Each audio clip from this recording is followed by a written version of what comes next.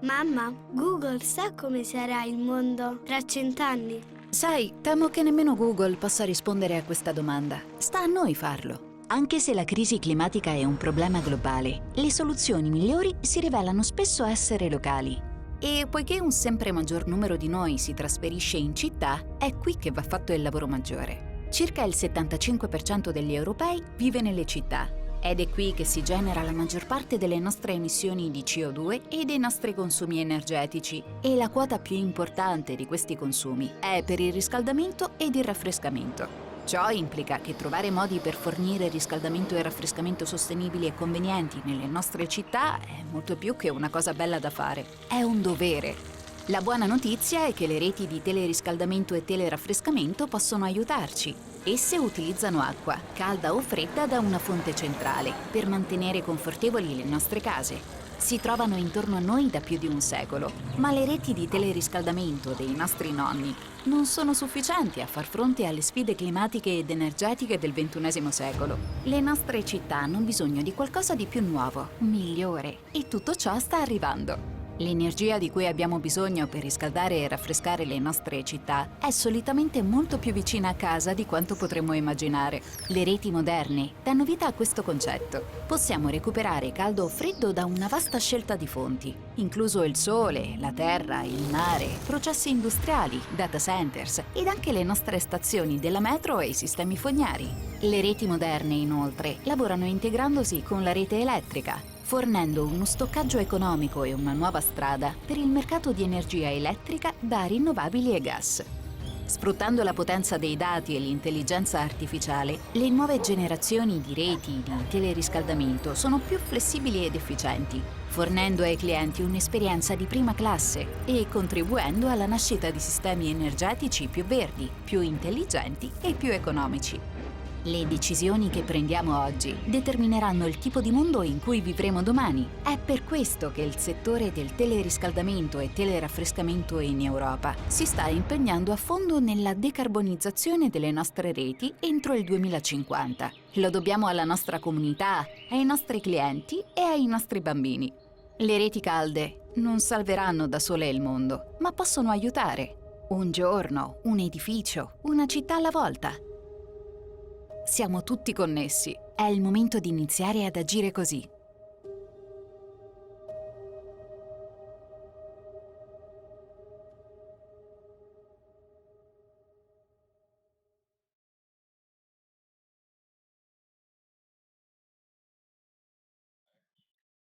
Buongiorno, mi presento, sono Celestina Good morning. Dominelli del I am Sole 24 Celestina Ore e a me Dominelli il at compito work di for the condurvi Sole lungo 24 Ore questo Italian viaggio che Financial faremo questa Daily. mattinata I will lead you per through cominciare a this capire, per journey capire quale può essere il to try and potenziale di sviluppo del understand what is the teleriscaldamento. potential Lo for diceva growing benissimo district il video, heating. il The teleriscaldamento da video solo said non it potrà very salvare il aptly. mondo, District heating certamente, ma può alone fornire cannot un save the contributo world, but it can importante. Quello importantly che è contribute to this fondamentale objective. ricordare è It che is nei giorni fundamental scorsi la to bear Presidente in della mind Commissione that europea, Ursula the von der Leyen, President ha of the ribadito la European necessità di Commission procedere con ancora recently maggiore emphasized how determinazione important it verso la is to strada be della even decarbonizzazione more e della firm in transizione going energetica. towards E questo pone a decarbonization livello and the energy nazionale transition. On a l'esigenza di national rivedere level, e di this rendere ancora più presents the need stringenti gli obiettivi to che i singoli review Stati and sono make chiamati a the perseguire. objectives the Rispetto a individual member questi states singoli have to obiettivi, attain il even more teleriscaldamento stringent. può fornire un District contributo heating can importante provide ed a è quello che major andremo a scoprire contribution. stamattina This is what attraverso we're trying gli to find interventi dei out nostri this ospiti che ci morning aiuteranno through the a comprendere contributions of come il our guests, who will teleriscaldamento, che help per us ora understand rappresenta ancora una how ricchezza, una nicchia, district parliamo di heating, un which is still a 10-13%, niche insomma a sector, livello it accounts europeo, for può 10 to invece, se 13% sufficientemente of the adeguatamente total on a stimolato European level, attraverso gli if investimenti di un adequately certo tipo, arrivare a incentivized through rappresentare una fetta adequate molto investments, importante. Anche can perché, come represent ricordava come il to video, il represent a teleriscaldamento e il considerable share. Indeed, as the teleraffrescamento video rappresentano explained, ancora insomma il district heating and 50% dei consumi cooling, finali di or energia, actually, quindi una heating and quota cooling molto still account for consistente di quella che 50% of the appunto overall è energy la parte su consumption, cui dobbiamo quite a andare ad considerable intervenire per share of raggiungere gli what we obiettivi have to do in sfidanti order che to l'Europa ci attain pone. the Cominciamo challenging questo goals nostro set viaggio by stamattina Europe. Let us con start il our primo journey this ospite morning che with è our il first direttore guest. generale di He's the Utilitalia, general Giordano manager of Colarullo, che dovremmo avere Utilitalia, the subito National collegato. Federation of Italian Utilities. Giordano Colarullo.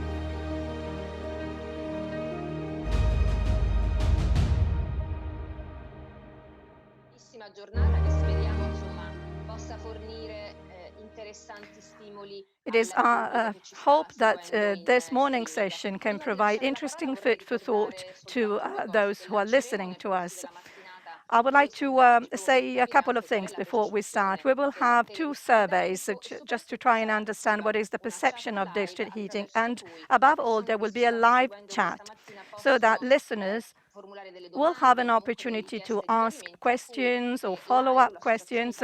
And AIRO, the Italian District Heating Association that hosts today's event, and whom I would like to thank for asking me to moderate this event. So AIRO will reply through its staff.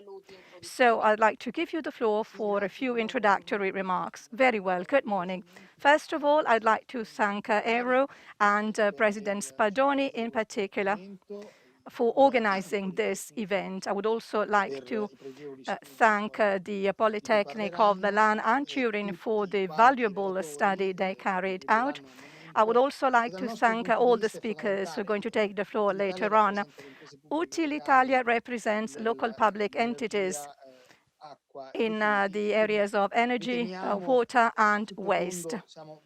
So we are active across the board, and we are part and parcel of the green transition process that is so much in the news today, also within the framework of the Recovery Fund. District heating, in our opinion, is one of the major drivers to lead us to the energy, green transition, and decarbonization. So this is a further step which, together with friends at AIRO, we decided to take so as we could take stock of the situation and contribute to a debate which in Italy too often is polarized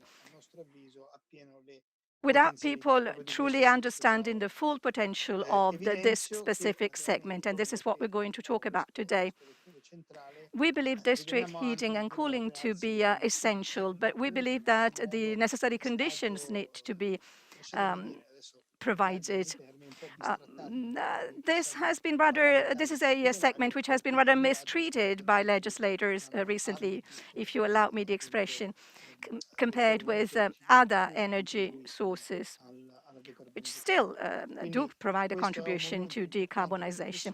So this is an important event where we take stock of the situation, and it is our hope that it can allow our leaders understand how important it is.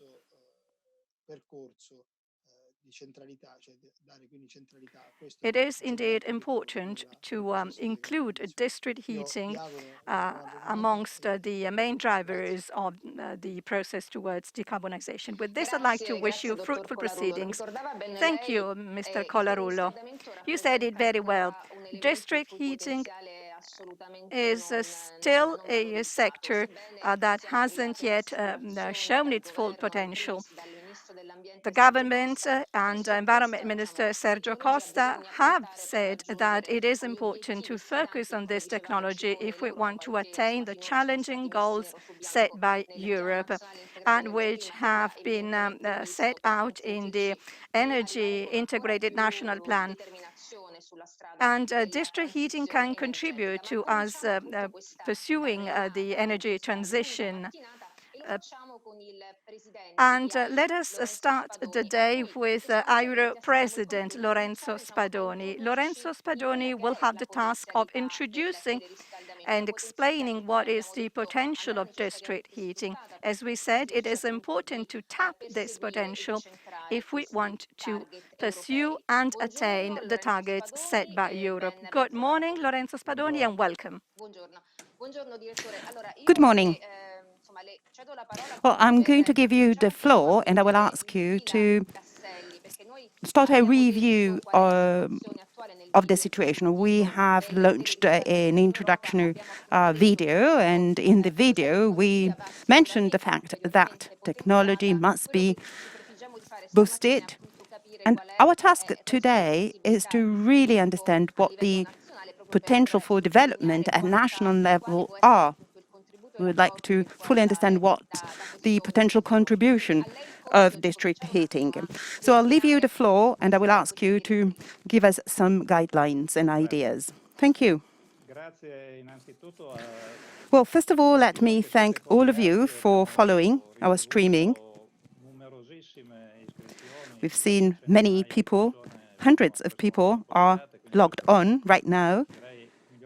And this proves that the topic of today's discussion is really a hot one. I will start with a general overview, and I will start with some background information of the topic. Well, this is my first, please let's go to the first slide of my presentation. Well, as you can see, this is not a really efficient industry. It's an area where renewable resources could be better used. Let's share a few figures. This accounts for 50% of energy consumption at the European level. 80% of the heat demand comes from urban areas. So this is a topic that is of great concern for high-density population urban areas. 70% of heat is produced by fossil fuels. So there is a lot of room for improvement in terms of efficiency gains. We cannot talk about real, true energy transition unless we make our cities sustainable. Moreover, we really have to make heating and cooling systems sustainable. Therefore, we have to replace the heat that we are generating by using fossil fuels with renewable resources. This was a clear guideline coming from the European Union through the RED II directives on the use of renewable energy sources. District heating is an efficient solution, and it's also immediately available, and this has been proven by many events that are taking place everywhere, or examples at European level, and we will mention some of them today. So efficient district heating means heating using waste heat from renewable sources, using high efficient energy sources such as CHP, which will lead us to a full energy transition. Mr. Spadoni, sorry to interrupt you. You mentioned district heating, and you also said that most of its potential is still to be used. District heating, as it is often the case, well, in Italy we do have some best practices about district heating here in Italy. Is that correct? Yes, in fact, a high level of heat waste can be used to cool spaces as well. We already have technologies, or we have air conditioning systems that can generate cool air by using heat. This happens by funneling heat through district heating. So it's waste heat that is used rather than going wasted, can be used in order to supply cooling system. In Italy, we do have already a few interesting examples. This is just one of them. This is the UNESCO Santa Giulia Center in Brescia. Brescia is a city where district heating is quite disseminated. So the museum and the entire museum area uses waste heat in order to supply its air conditioning system. So this is just an example of the possible implementations or applications. So you were mentioning Brescia, where district heating is used with a lot of technology involved. It looks like there is a huge gap in Italy. There are cities where district heating is widely used, and others where district heating is unknown of. Is that the case? You're right. That's today's picture of district heating in Italy. There are more than 300 net grids, small or medium-sized grids, touching large cities, including Turin, Milan, Brescia, as we mentioned. 1,300,000 housing units are heated using district heating, and they account for 3% of our current thermal demand. 9,000 gigawatt of heat distributed. Simultaneously, 6,000 gigawatt hour of electricity is co-generated. This entails a 1.7 million tons of CO2 saved every year. For historical and climatic reasons, most of the Italian district heating is in the northern part of Italy. But there is potential for further development and further growth also in other areas across the country. So what is the reason why our association has promoted and has entrusted the Politecnici University of Milan and Turin to assess the potential for growth of district heating across the country, by also including different sources, renewables and heat waste? We wanted to understand what's the role of district heating for the decarbonization plan of most European countries. And based on the action plans and on the different European roadmaps, we know that district heating has a pivotal role in the decarbonization of urban areas. And there are many examples, and we will touch upon them during the day. If we look at the Italian situation, if we look at the long-term strategy, for example, and in other action plans, we immediately appreciate a huge gap between the European directions or approach and what happens or is happening in Italy. There are some good examples, for example, the super bonus that has been recently approved. But I think people usually underestimate the potential of using district heating infrastructure as a way to transport and use waste heat. This initiative aims at contributing to further analyzing the current situation. We're using an open-end methodology, so all hypotheses and methodologies are there to be used by anyone interested. We're also eager to share our experience and learn from others, and we want to work side by side with policymakers. I will stop here, and I will now give the floor to the next speaker. Thank you very much, Mr. Spadoni. If, as it appears, Europe aims at increasing the use of district heating by 2030 and 2050, well, it is quite easy to understand that we really have to speed up the process by looking at what some leading countries, mainly in Northern Europe, are doing. We have, at least in Italy, to reduce this geographical gap that was quite evident in the map you showed, describing the distribution of grids in Italy. Before I give the floor to the three professors who are going to talk about the results of the research work, I would like to start with the first survey.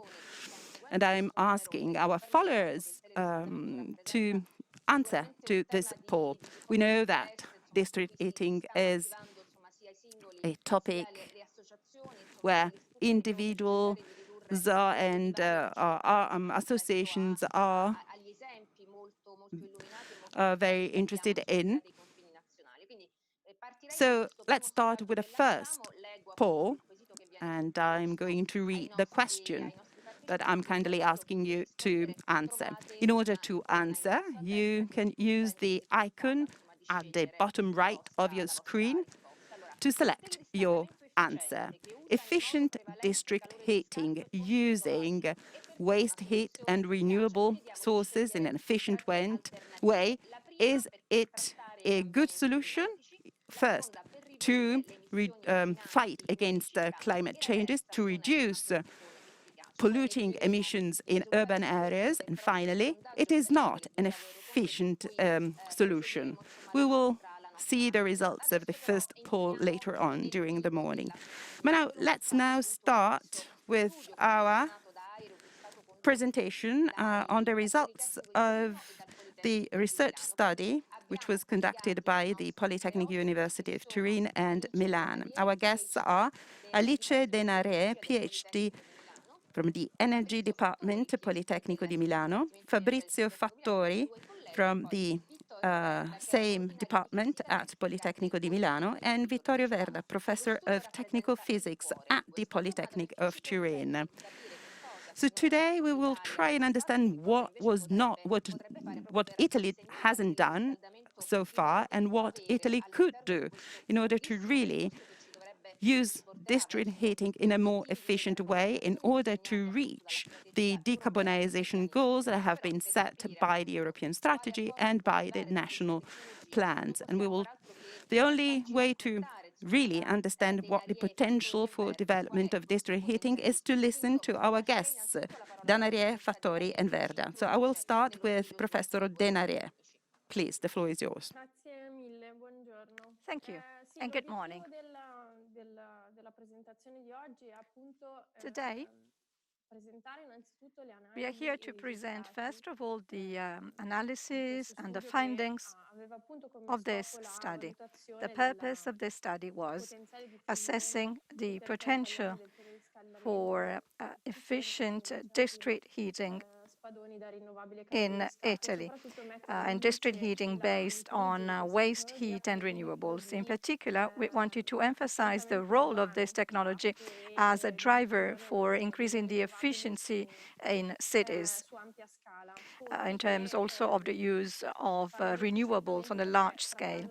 I'm referring to increasing the efficiency of what exists, because we have sources and energy sources which are already present in Italy but not used.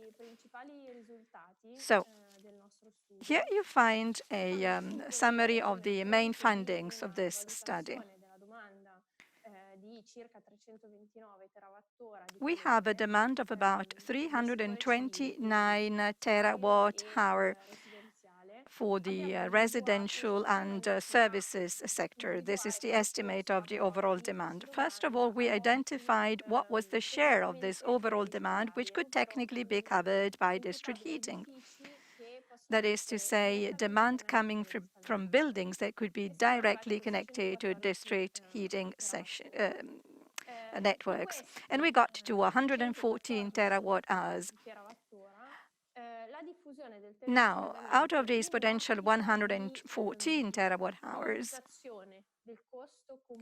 if we wanted to minimize the overall cost for the system, we came up with a share of 38 terawatt-hours. This means that when comparing district heating with other heating solutions, 38 terawatt-hours of this demand could be more efficiently covered by district heating, mostly by using waste heat. So heat which is already present on a local level, following the rationale that was identified before.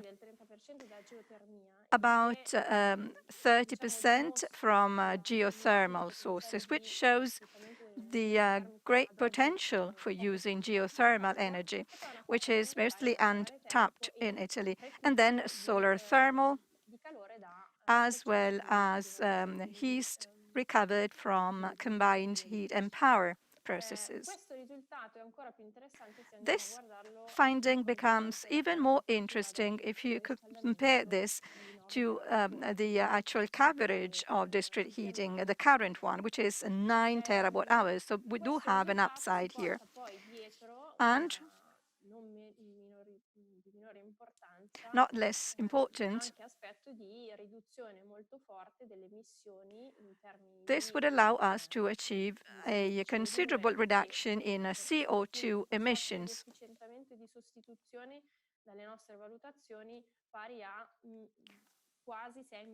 Almost 6 million tons of CO2 could be saved or avoided if this scenario could become a reality.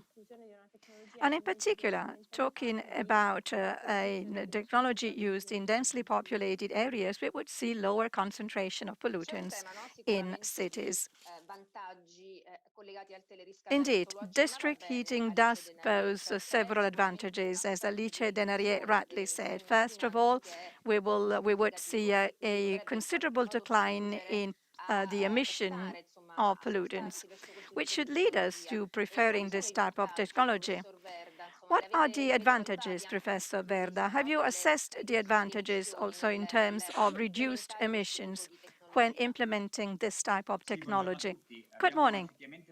Indeed, we studied two aspects in terms of pollutants, one related to the emissions of pollutants, and the other related to the effect of these emissions in urban areas, that is to say, the concentration of pollutants in urban areas.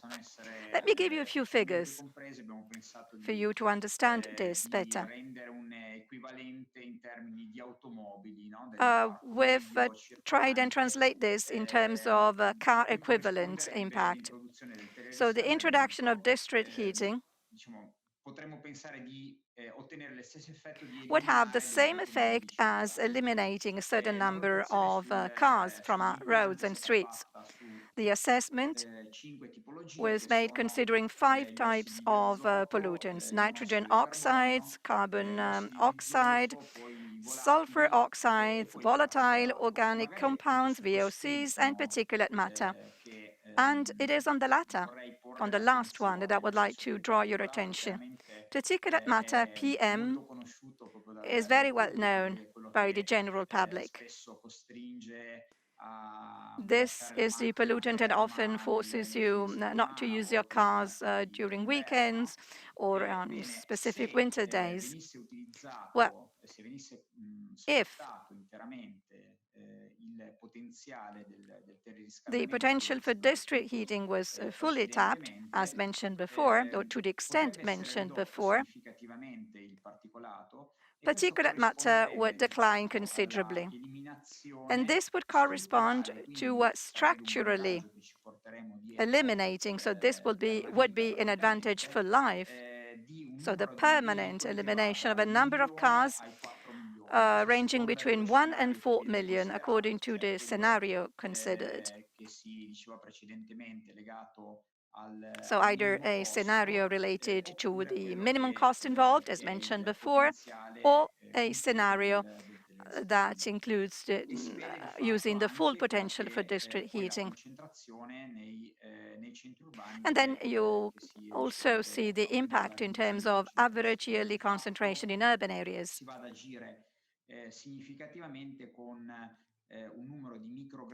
You see, there is a significant impact in terms of micrograms per cubic meters, which is significant.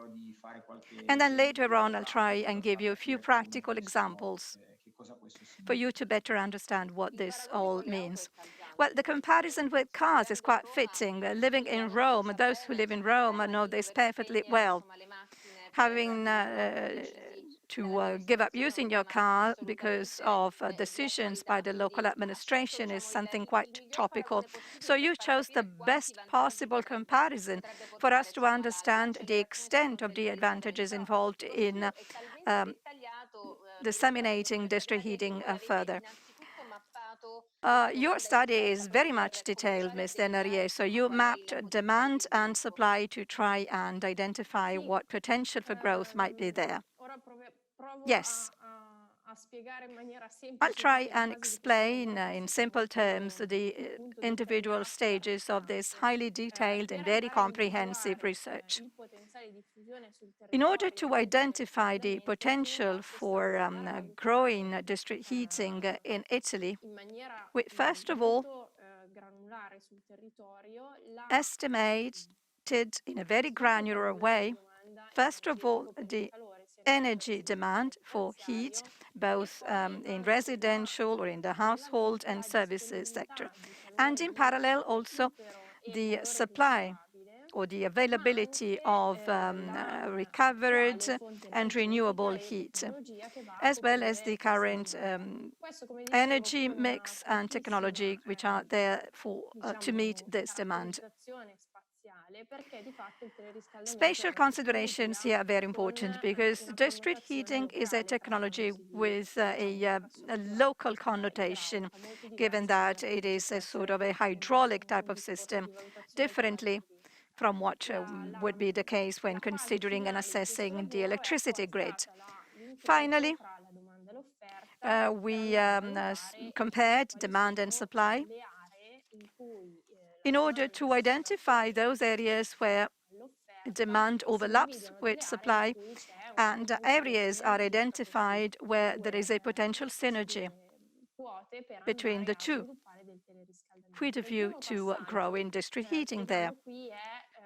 The first step that you see here is mapping the demand. So we started from the overall aggregate national demand, and we went from there to a mapping of the demand distributed for the distribution of domestic demand at district level, even urban district level. And this based on the surface area or floor space of dwellings, climate, so degrees, days, the age of buildings, the energy class of individual buildings based on energy certificates, etc. And then the ATECO code classification, ATECO being the classification of economic activities in Italy. On this slide, you find the following step. This allowed us to identify the share of the overall demand which could be covered by district heating, that is, that can be directly connected to district heating. We were very conservative in our assumptions. We only considered those buildings which have an internal distribution system that would allow for the simple replacement of the generator with the district heating substation without having to do anything in terms of the actual building, which does not mean that there is room for greater growth when you decide to also do something at the level of the individual buildings.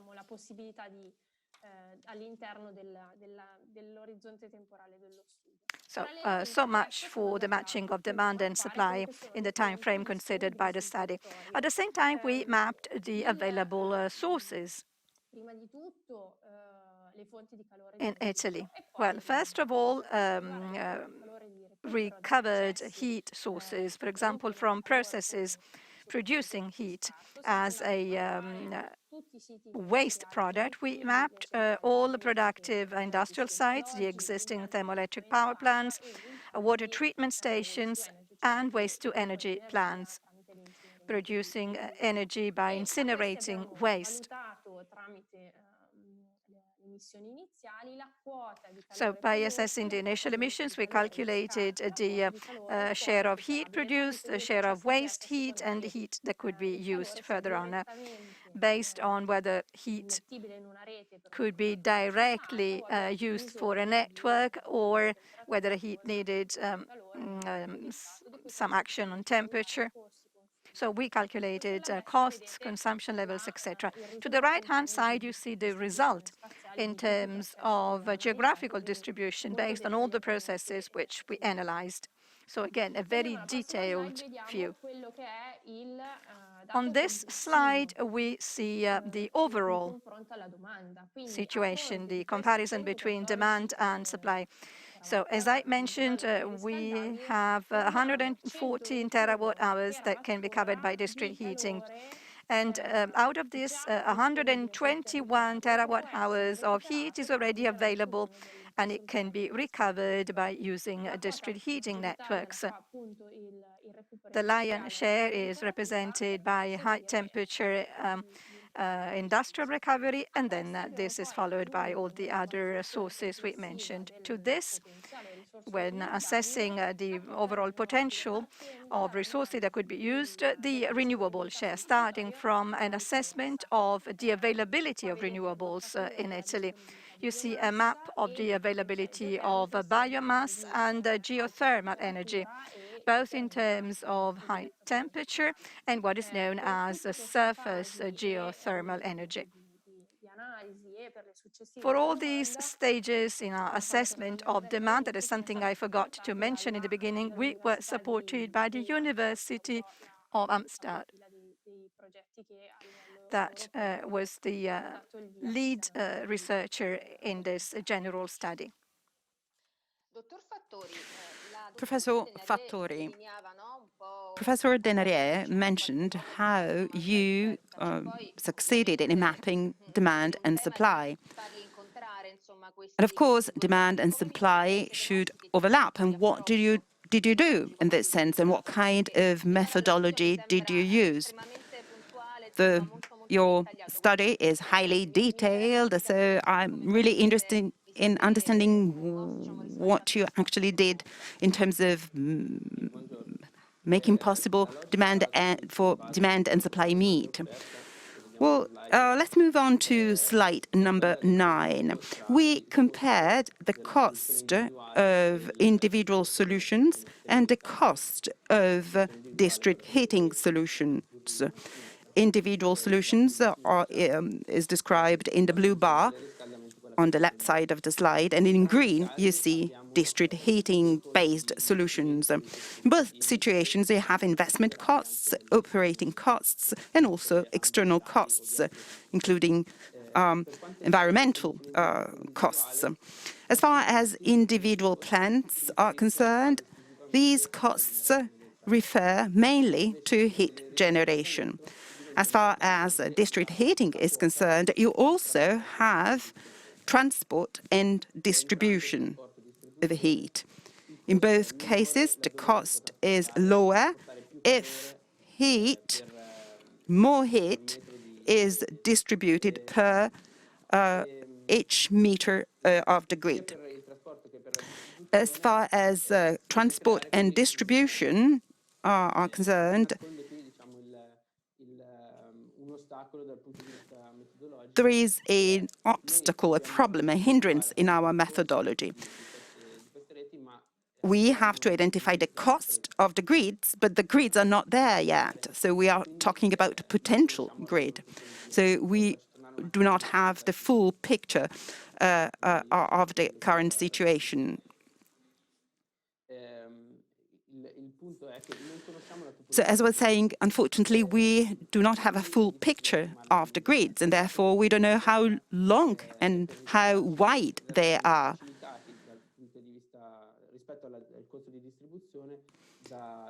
Distribution cost is described in some literature.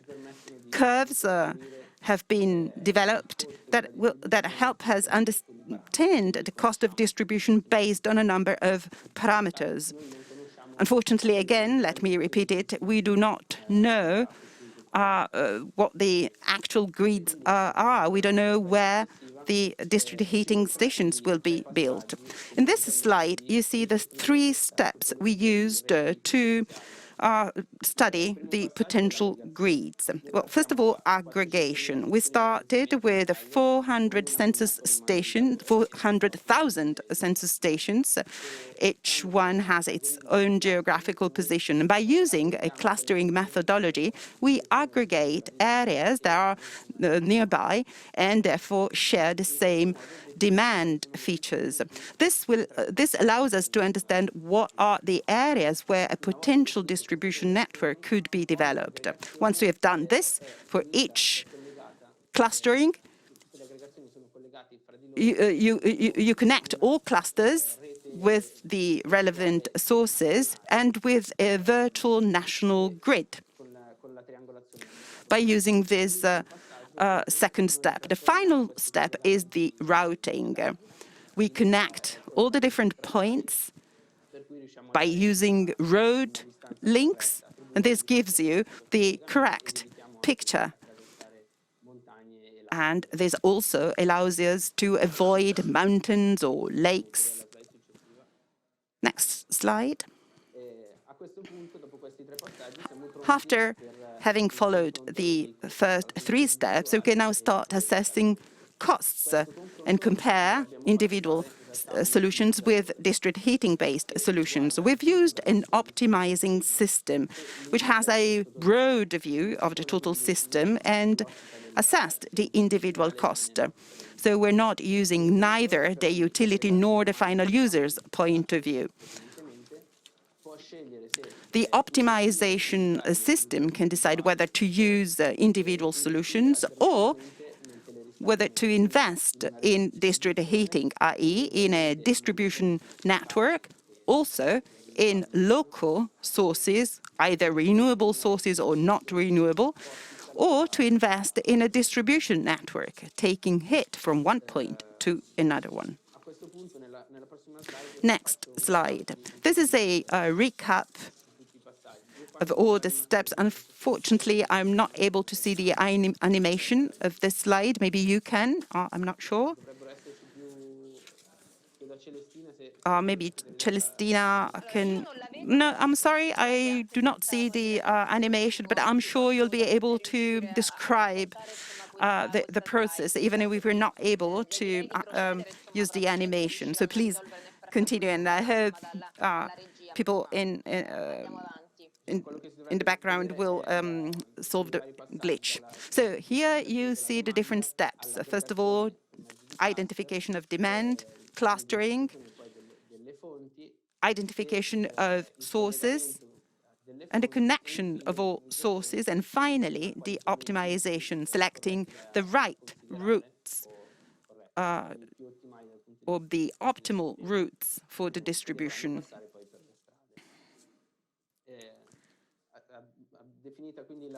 Once you have set the methodology, we can now describe the results with some more granular detail. 38 terawatt-hour at national level are geographically broken down, as you can see on the map on the right side of the slide. It's mainly in northern Italy, but there are some good examples also in central Italy and southern Italy.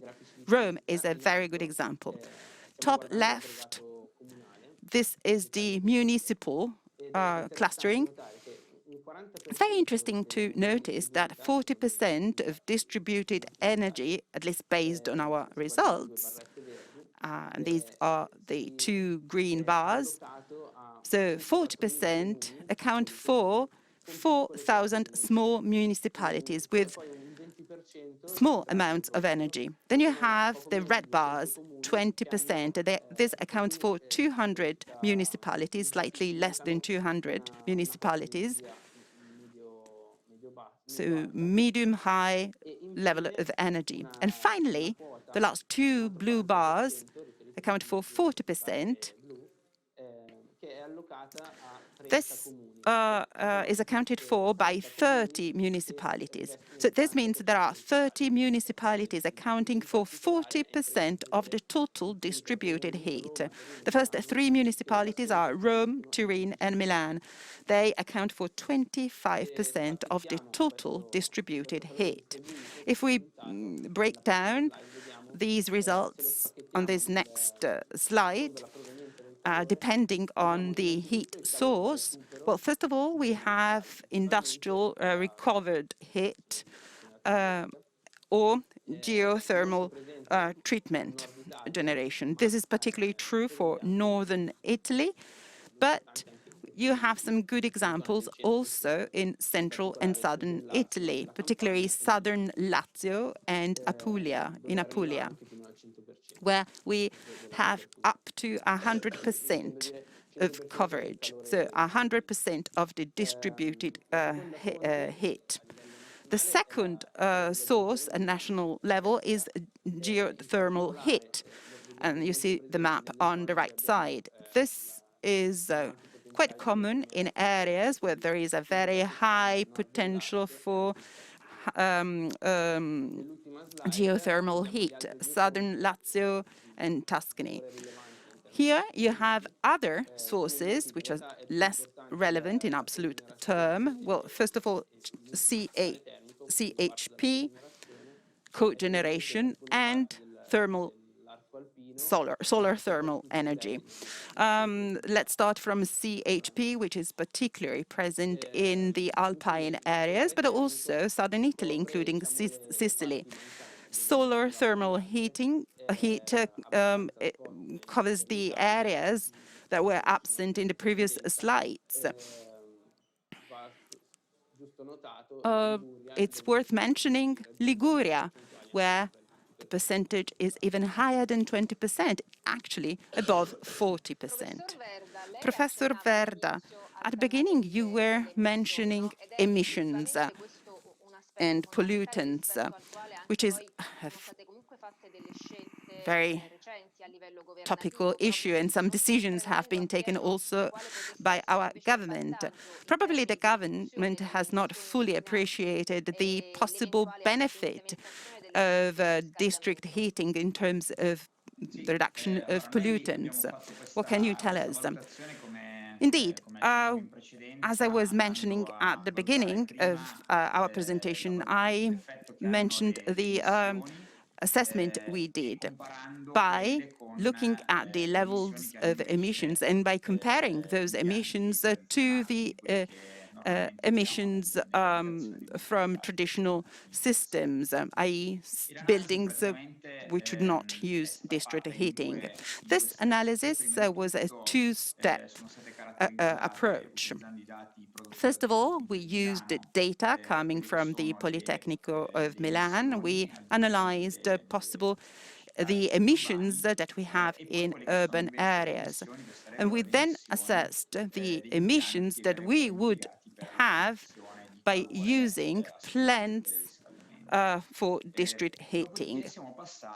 The second step was to assess the effects of those emissions in urban areas. The benefits, of course, are scattered in urban areas and above urban areas. The assessment we did in urban areas used an approach which is very similar to the approach used for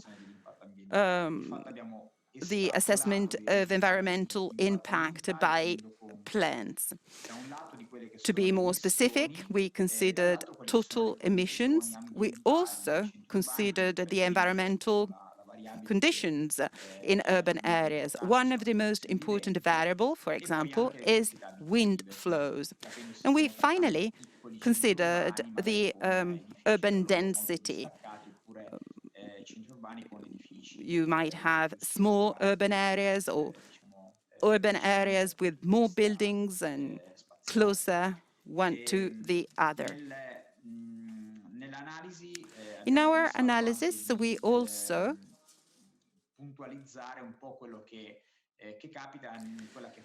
tried to understand what happens in the Po River Valley, which is a very highly sensitive area in Italy.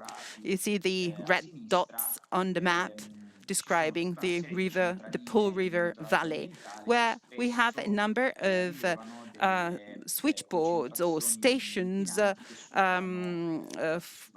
detecting environmental values. And they are the stations where crucial information for triggering alerts are collected. So we tried to assess the effects from a reduction of pollutants during the winter time. And this is very similar to what had been done previously.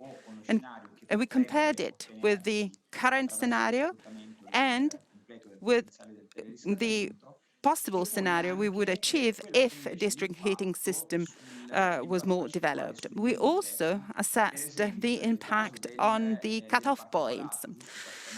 Let's take the example of particulate matter, to go back to the example I gave at the beginning of my presentation. The cutoff limit, the ceiling, is 40 microgram per cubic meter. On average, cities which could benefit from district heating, the adoption of district heating would lead to a 14% reduction of this 40 milligrams limit. Just to give you an example of how this translates, we decided to take one example. This is the city of Novara, which is in the Po River Valley. And here you can see the results of some of these environmental stations findings. Given a specific period of time, you see that the concentration of nitrogen oxides is above the ceiling. It's above the 40 milligrams per cubic meter ceiling. In this case, it was 45. Well, the adoption of district heating for the city of Novara, which is a structural development, meaning that the benefits of implementing district heating will stay forever. So the adoption of district heating would lead to a reduction of nitrogen oxide by 7 milligram per cubic meter. So if we add up 7 plus 45, you end up with 38, meaning the concentration of nitrogen oxide would be well within the national ceiling or the national cutoff point. This example can be replicated in other urban areas. There are urban areas where the benefit would not be enough, but there are other examples where this reduction would be a effective solution to be fully compliant with the national limits. So this proves that district heating could be a beneficial solution for many urban areas. Professor, next time I'd love to see the same simulation for the city of Rome. This will give journalists some weapons to go to policymakers and local administrations with data. Policymakers often point their fingers at cars, but as you have proved, the real problems comes from somewhere else. Cars are not enough. And stopping cars is a one-day solution, a very short-term solution. In this case, we're talking about structural, permanent, long-term solutions that should be further investigated. Professor Denare, I'd like you to draw the conclusions of this highly detailed piece of research, which was the gem of today's presentation. Well, we've mentioned the general results of the study, which were very interesting indeed, but we've done something else. We have been able to have a very detailed energy map of our country. We tried to have an open and transparent methodology in terms of the tools we used, in terms of the data that was collected. We used publicly available data, which means that they are available to anyone. We've also used a different methodology, a new methodology to assess the potential of a new piece of technology. In this case, of course, it was district heating. Once the model has been developed, we will be able to continue in our assessment.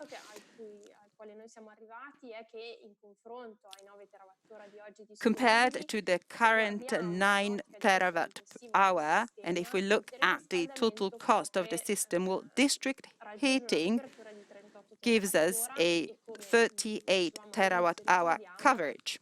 As we said at the beginning, this entails a 5.7 million CO2 reduction, which is a huge reduction, and it also goes hand in hand with a huge reduction of pollutants. And this in a very short span of time. We're talking about 2030, and based on the current economic situations and without including any form of incentive. Future development of our study, well, this is an open tool, as we said, so we will be eager to include in our study any new technology that might come available. Thank you very much. I would like to thank Alice Denarier, Mr. Fattori, and Vittorio Verda for providing us with a foundation for our subsequent discussion. For us to try and understand what is the potential of district heating, and unfortunately what we haven't done so far on a country level to try and better exploit the possibilities offered by this type of technology. Now, from the national situation and the possibilities of growing in Italy, we're going to try and see what happens in Europe.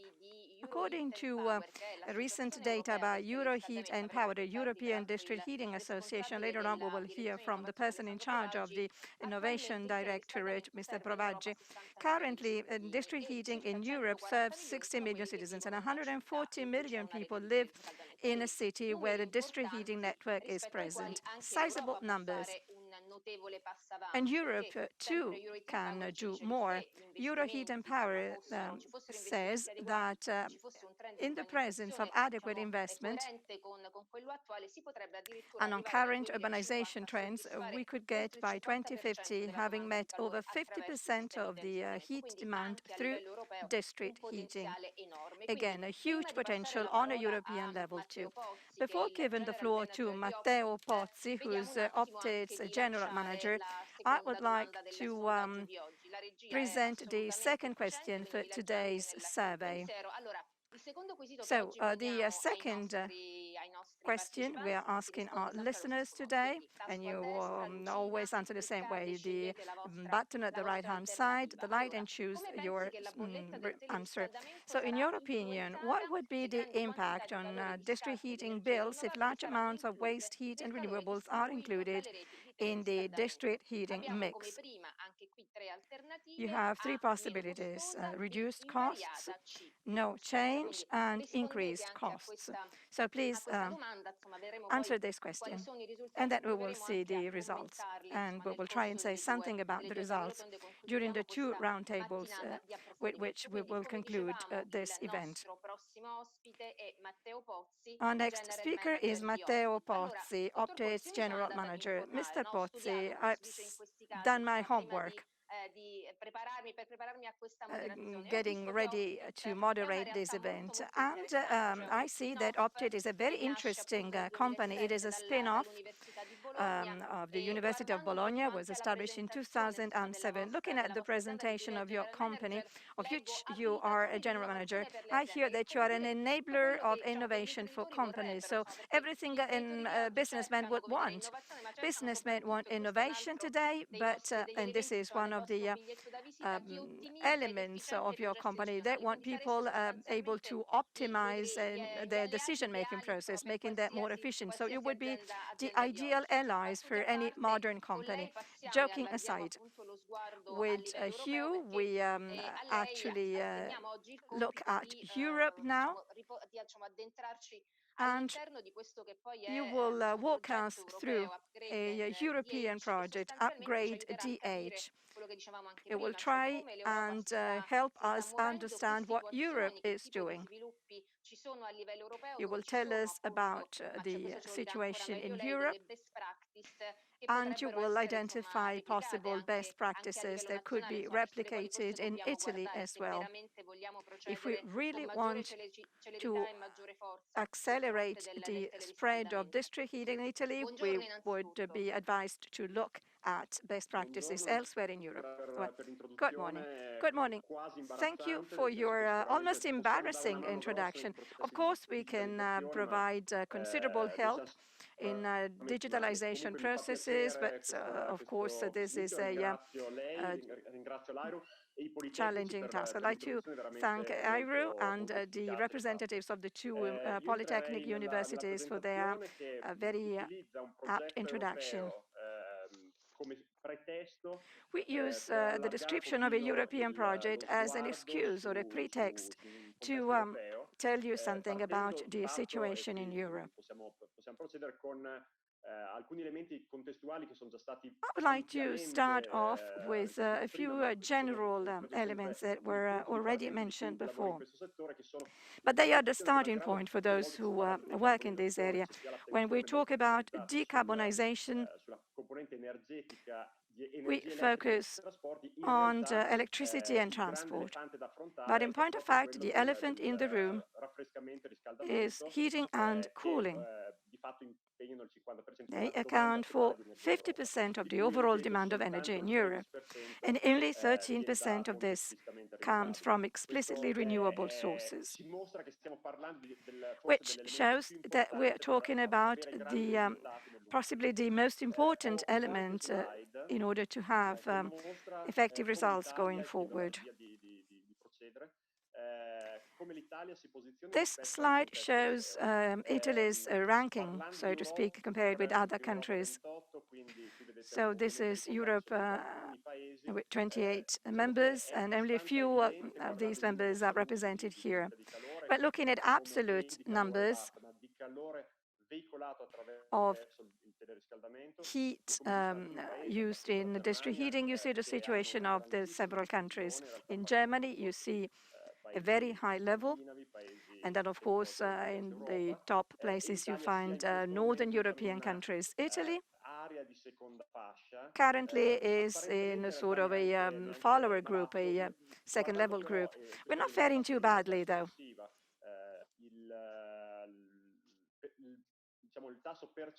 If you look at the share, the percentage,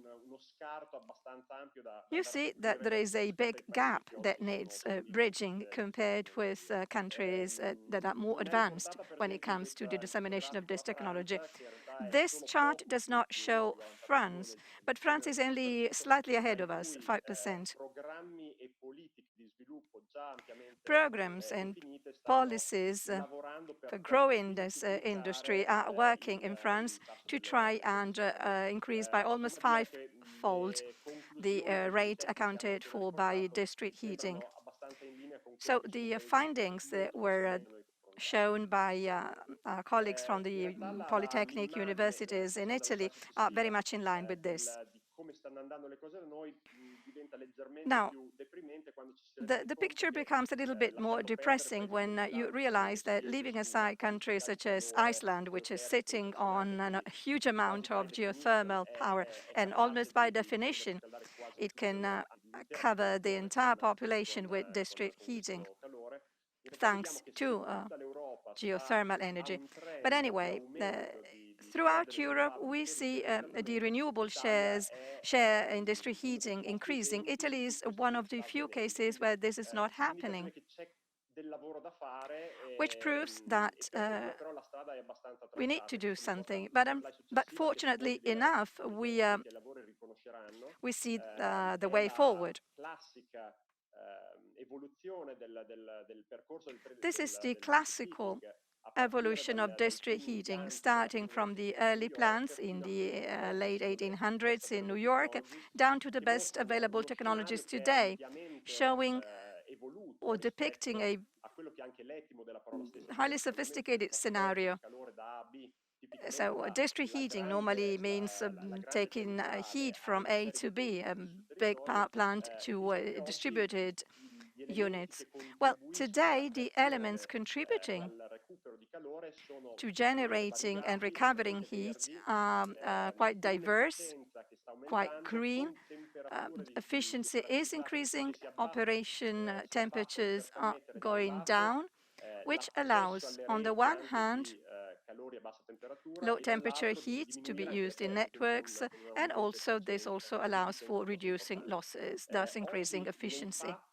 Today,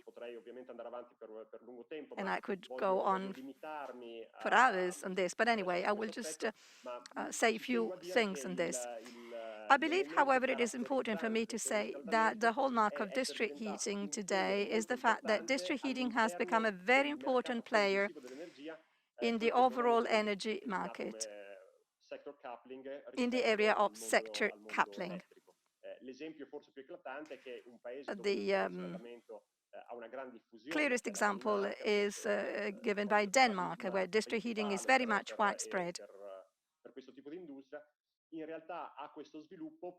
In point of fact, this is the case in Denmark because district heating is the key element in the balancing of an electricity grid, in addition to wind energy coming from the North Sea. When there is a surplus of power, of electricity, district heating gives you the possibility of using this heat through thermal or heat storage. And this could be done in Italy too. And this would favor growth in this industry. But looking at your rankings, Mr. Pozzi, Iceland is very far away, and only in geographical terms. So it would be difficult for us to attain the same level as Iceland. But perhaps we could climb a few positions and perhaps increase the presence of district heating. As representatives from the Polytechnic of Turin and Milan, we do have a potential for growing. All we need is a little bit more support from the government and then, of course, individual choices by citizens. You mentioned the upgrade project, which started off in May 2018. I believe the purpose of this is upgrading and retrofitting existing district heating networks. Indeed, the project meets the need to evolving existing systems, which are quite widespread on a European level. So evolving them towards widely available best practices. So the project was a sort of a test bed aimed at applying best practices in areas where district heating is already present. We are in the third year of this project, so I can already show some important results and a few indications going forward. Here you see some of the major features of this project.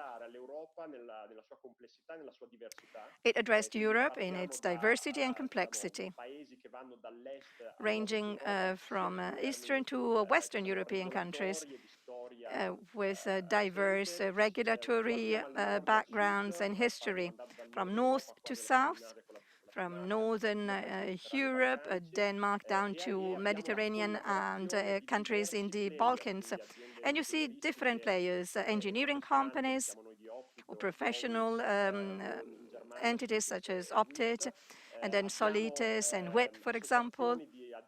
In Germany, we have association of district heating companies, as is the case with Lithuania, and as is the case with IRO, which is not mentioned because it is part of Optit, but which plays an important role. And this event is one of a series of events within this framework.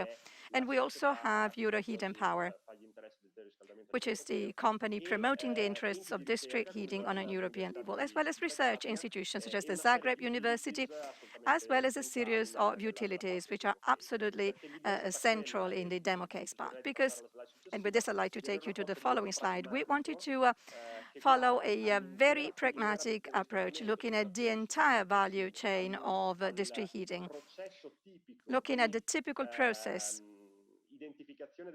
of identifying possible technologies, diagnosis, assessment of options, and assessment of their feasibility, with a view to scaling them and replicating them, focusing on aspects which are not only merely technical. Let me give you a few quick examples. And I'm on the following slide now.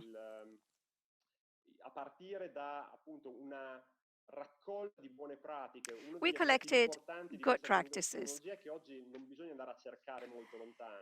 For this technology, you really have quite a few examples. We rendered a good service to both the technical and general public by collecting on the internet side of this project a series of documents. For example, there is also a handbook that is also available in Italian, and which is available both on our website and in paper format at IRU's headquarters. So we started from this, and then we identified a series of actions which were identified and implemented with a very high level and laudable level of cooperation. Let me start with generation, for example.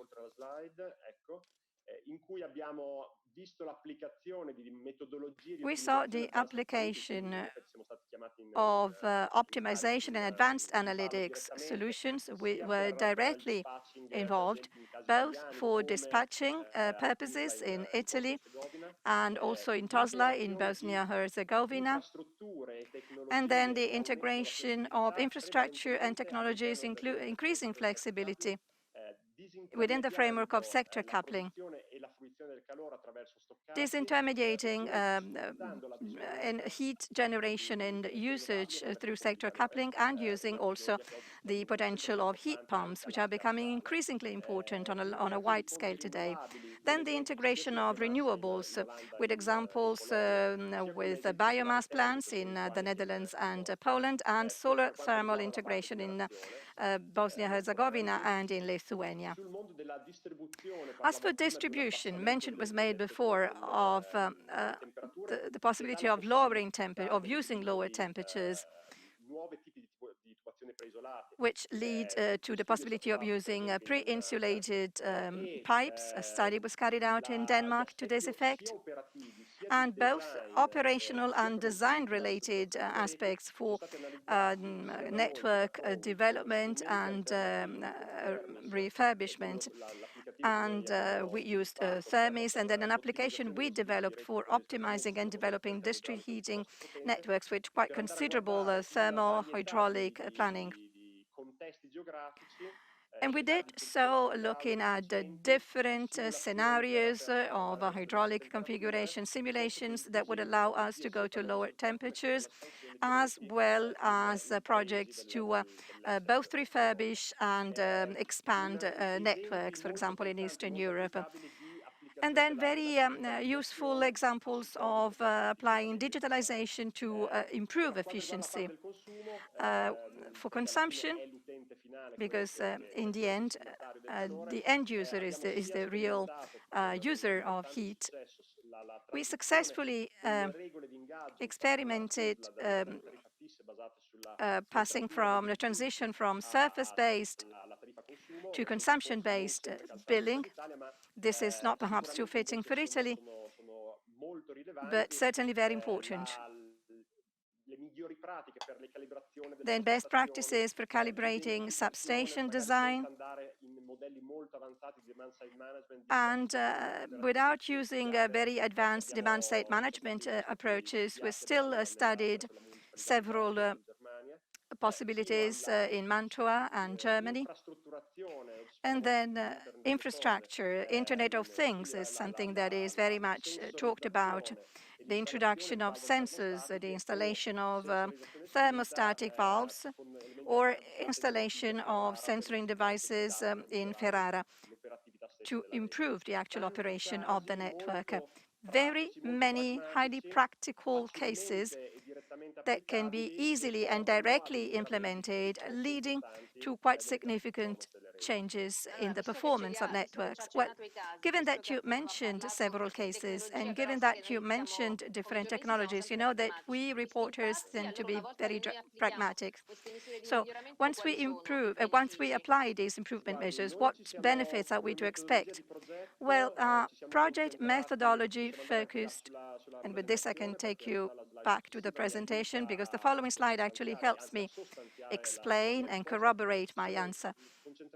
So we focused first and foremost on environmental energy indicators, primary energy savings, emission reduction, use of or share of waste heat and share of renewables. The impacts in percentage terms in particular are absolutely major, with a series of actions which are easy to implement. We increased the share of waste heat by 1/4 and the share of renewables by 70%, which is quite an achievement. So the environmental impact coming from using district heating is major. Quickly on the following slides. All this should consider costs at all times, which means that we have a great focus on costs. We wanted to build ownership and business models aimed at making all this work. We are currently working at specifically characterizing individual cases on an economic and financial level.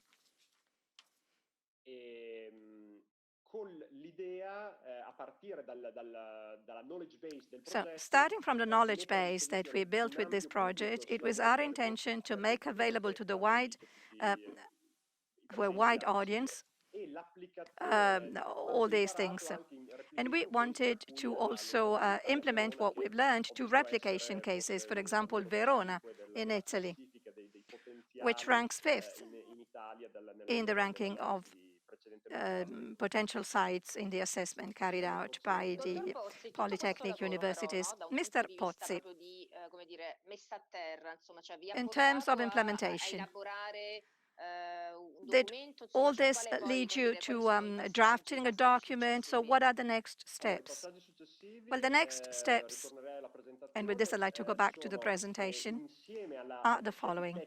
Together with the technical and economic aspects, the actual next step is introducing district heating in planning processes. And this involves regulatory and legislative action, and IRO's contribution has been and still is very important. We are leveraging Euroheat and Power know-how to prepare policy papers, creating trajectories that we can follow in the following planning stages. Not only that,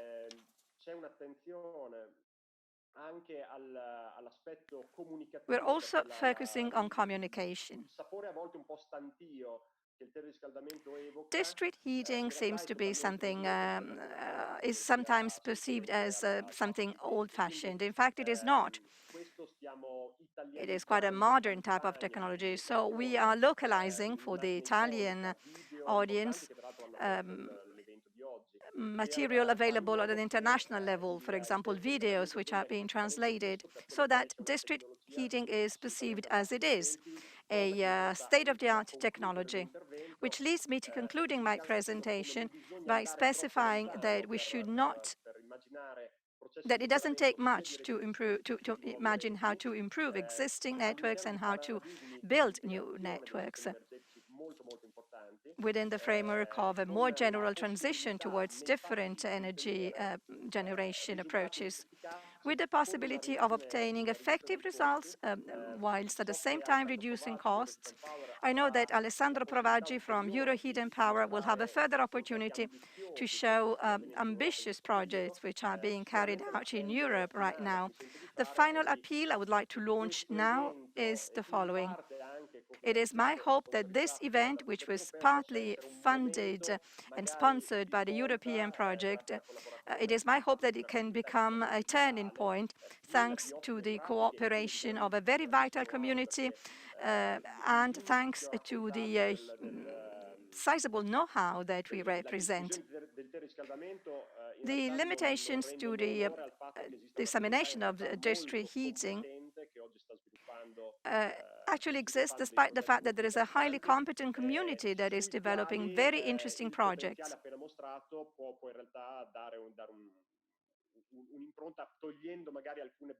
And I believe that if certain barriers are removed, and if a level playing field is established compared with other technologies, then district heating can indeed provide a major contribution to decarbonizing our society.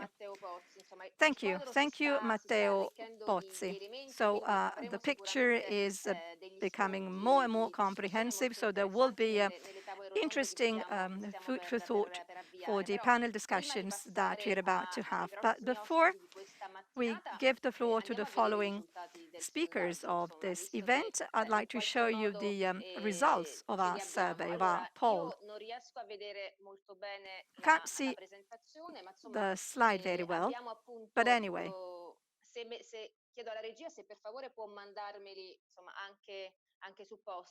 I asked the technicians to send the slide to me by email because I can't see it very well, but I'm sure you can see them well.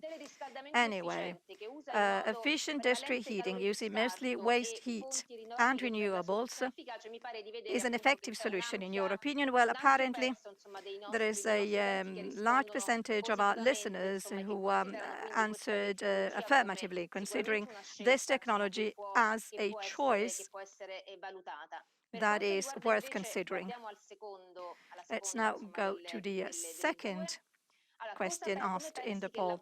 In your opinion, what would be the impact on district heating bills if large amount of waste heat and renewables are included in the heat distributed in district heating networks? Well, here we see reduced costs. So users or listeners have the perception that district heating can provide a major contribution to attaining decarbonization targets without major impacts, either in terms of the energy bill and also with very major advantages, as explained by speakers so far. So with very major advantages in terms of reducing polluting emissions and attaining the climate and environmental targets that were set both on a European and on a national level. With this, I'd like to start the first panel discussion with which we are drawing to the conclusion of today. I think our 4 guests should already be there, and let me introduce them. First of all, Mr. Stefano Saglia, who is a member of the ARERA board. He has a fantastic resume. He's been a member of the lower chamber in Italy, has been a manager for private businesses, as he has ample experience. Of course, he has a very busy agenda and won't be able to stay with us until the end. And I must say it's not easy to have members of institutions who are able to give clear examples and clear contributions. We also have Honorable Miss Chiara Braga from the Environmental Commission at the Italian Lower Chamber. Good morning, Miss Braga. I think. Good morning. Good morning. Ms. Braga and Honorable Ms. Braga is highly committed and she's also always to the point. We also have Honorable Mr. Luca Squeri from the Commission for Economic Activities. He's been with us quite often And we love his way of describing complex issues in simple words. And we also have Mr. Alessandro Provacci, who's responsible for Euroheat and Power. I will start with Mr. Stefano Saglia. As I said, he's a member of the ARERA board, the Authority for Energy, Networks and the Environment. Mr. Saglia, you recently, Mr. Pessigini, your president, has recently reported on your annual report. We know that ARERA is very active in different areas. What about district heating? What can you tell us about the involvement of the authorities? There are some technical glitches, unfortunately. We cannot hear Mr. Saglia.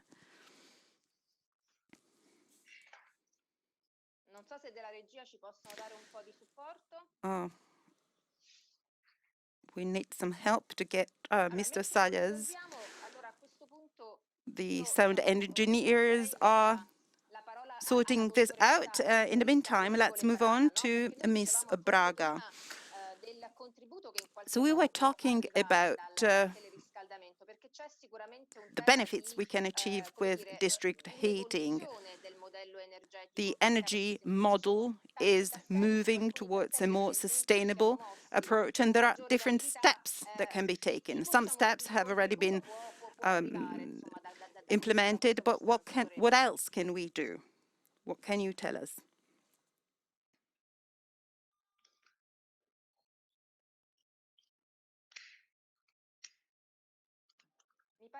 I think there are some technical issues with the sound.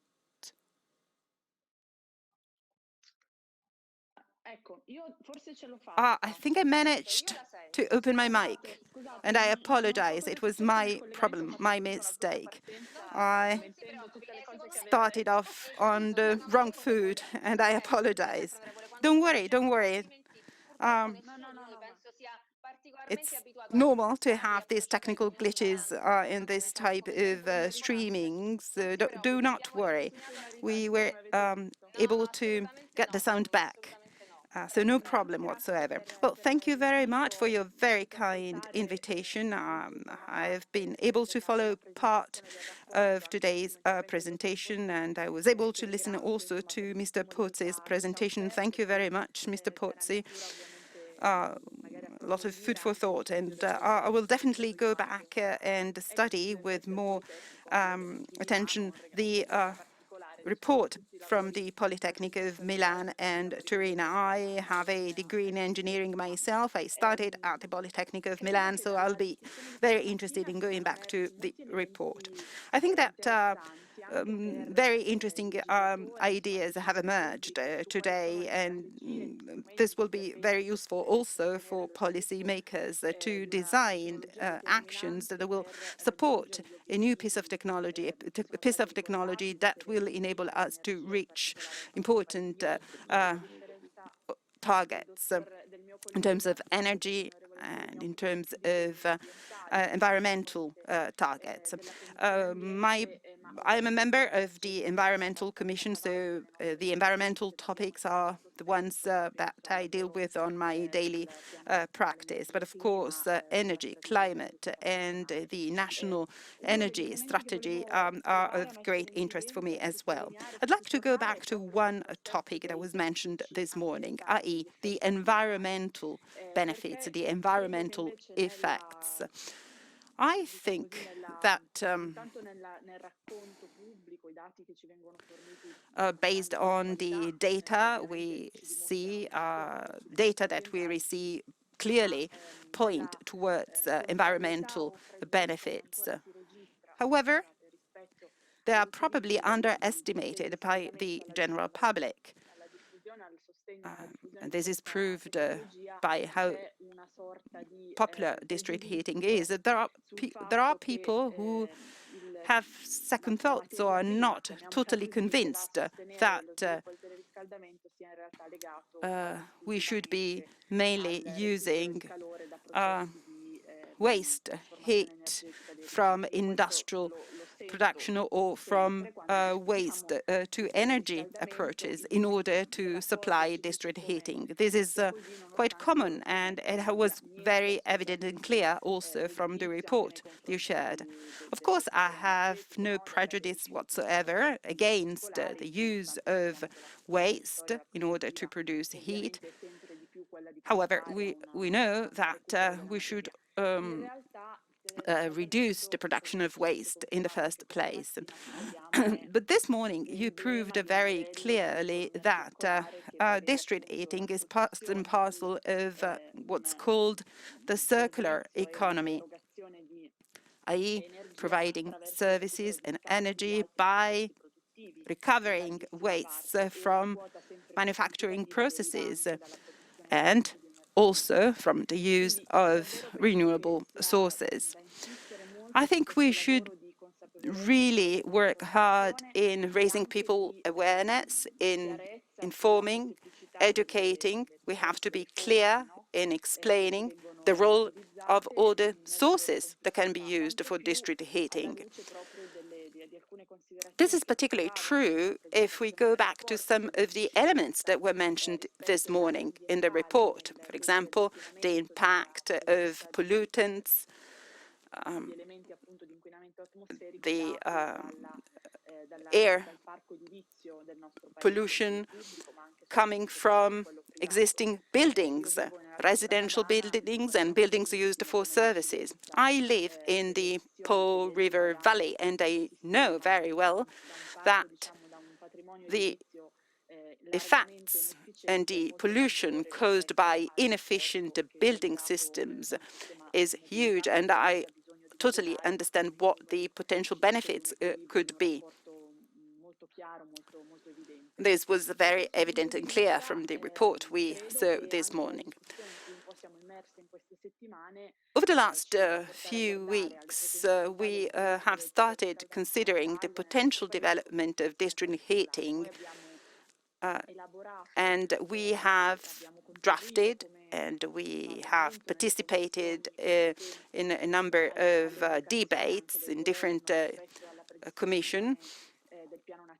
We've drafted some action plans that are part of the National Recovery Plan. My commission, to be more specific, has been involved in the debate concerning urban policies, which of course are a very important steps if we are to meet the objectives of a more sustainable development. We hope that our country will develop a national strategy for urban areas development, which is still lacking. And of course, energy will play a crucial role in such a plan.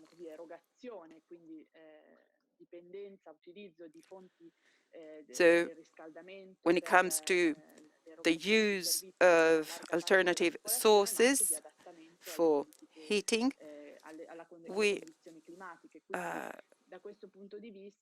have to have a broader view and consider the climatic consequences. So a number of tools are already available, and we do hope that those tools are reinforced, further developed, and used. We know that district heating is not part of the so-called super bonus that has been issued by the government, and probably because all the issues related to district heating are not fully understood and grasped. There is also a problem in terms of planning. As I said before, my background is urban engineering, and I am deeply convinced that whenever we think about possible development for our urban areas, we should always consider the services models that are needed, i.e. infrastructures and tools that are needed to make our cities more efficient. So we should have a full picture, considering the hydric networks, energy networks, and so on and so forth. So in this sense, being more aware and having a more team approach would be beneficial. And this has been highlighted also by some of the previous speakers. Thank you, Ms. Braga. I think we are now able to go back to Mr. Stefano Saglia. The sounds should be there. Can you hear us? Yes, I do. I hope you can hear me. Well, technology is helping us now. Thank you. So, as we were saying, the annual report of the Italian Regulatory Authority for Energy Network and the Environment in Parliament. You've been quite busy, you've been quite active, and this was apparent during the COVID-19 emergency with several measures to help citizens and companies. What are you doing in terms of district heating? Well, this is quite recent for us. As you know, the Italian Regulatory Authority now has wide-ranging powers in this area. I'm also a user of district heating since I live in Brescia, so I'm served by the company represented by Mr. Spadoni. So this is an evidently stated conflict of interest, isn't it? Yes, absolutely, absolutely. Explicitly stated and recorded. So my experience with district heating is the experience of the citizens in Brescia who've always been quite proud of it, even though the sources used are quote-unquote unfashionable ones. But anyway, joking aside, the regulatory authority carries out its tasks assigned to it by the lawmakers. And unlike other sectors, for district heating, the lawmakers used two words, promotion and development.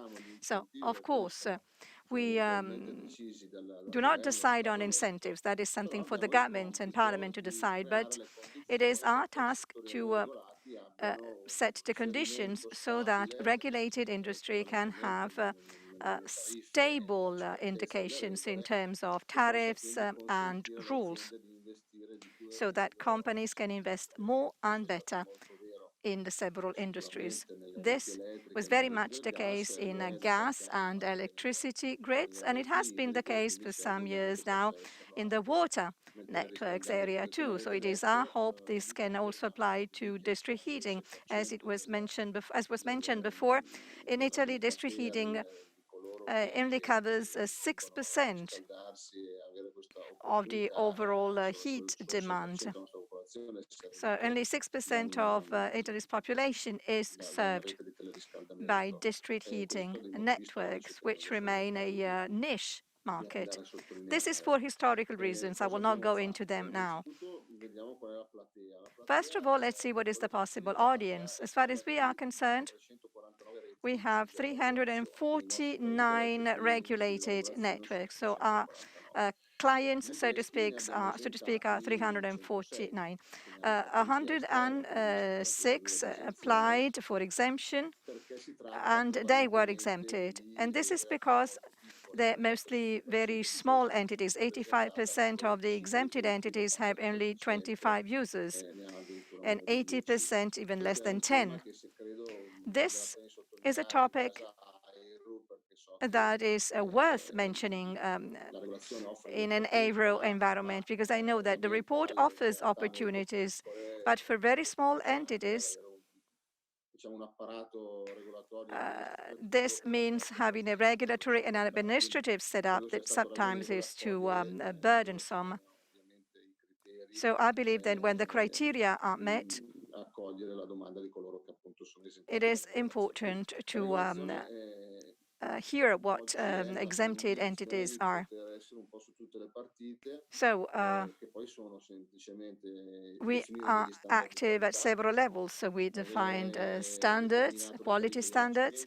We determine connection and disconnection fees and disconnection terms, because this is very sensitive. It is more difficult to disconnect from another network than from a district heating network if you want to change supplier, for example.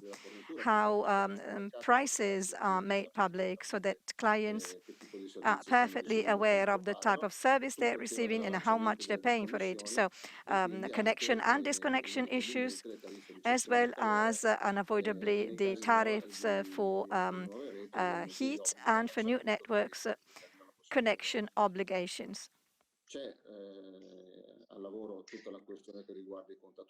Then there is the meter issue, as well as information on consumption. District heating, in our opinion, should remain a service that is offered on a market, on a competitive market. It contributes to energy efficiency, undoubtedly. It increases the level of energy independence of a country because it uses local sources when it uses waste, etc. And it can certainly have an opportunity to grow. And then the relevant authorities will decide how this sector can grow. Most recently, we published a consultation document on regulatory aspects, and the sector is working on giving us the information we need so that the whole system can become more transparent and effective. I know you have prior commitments and you have to go.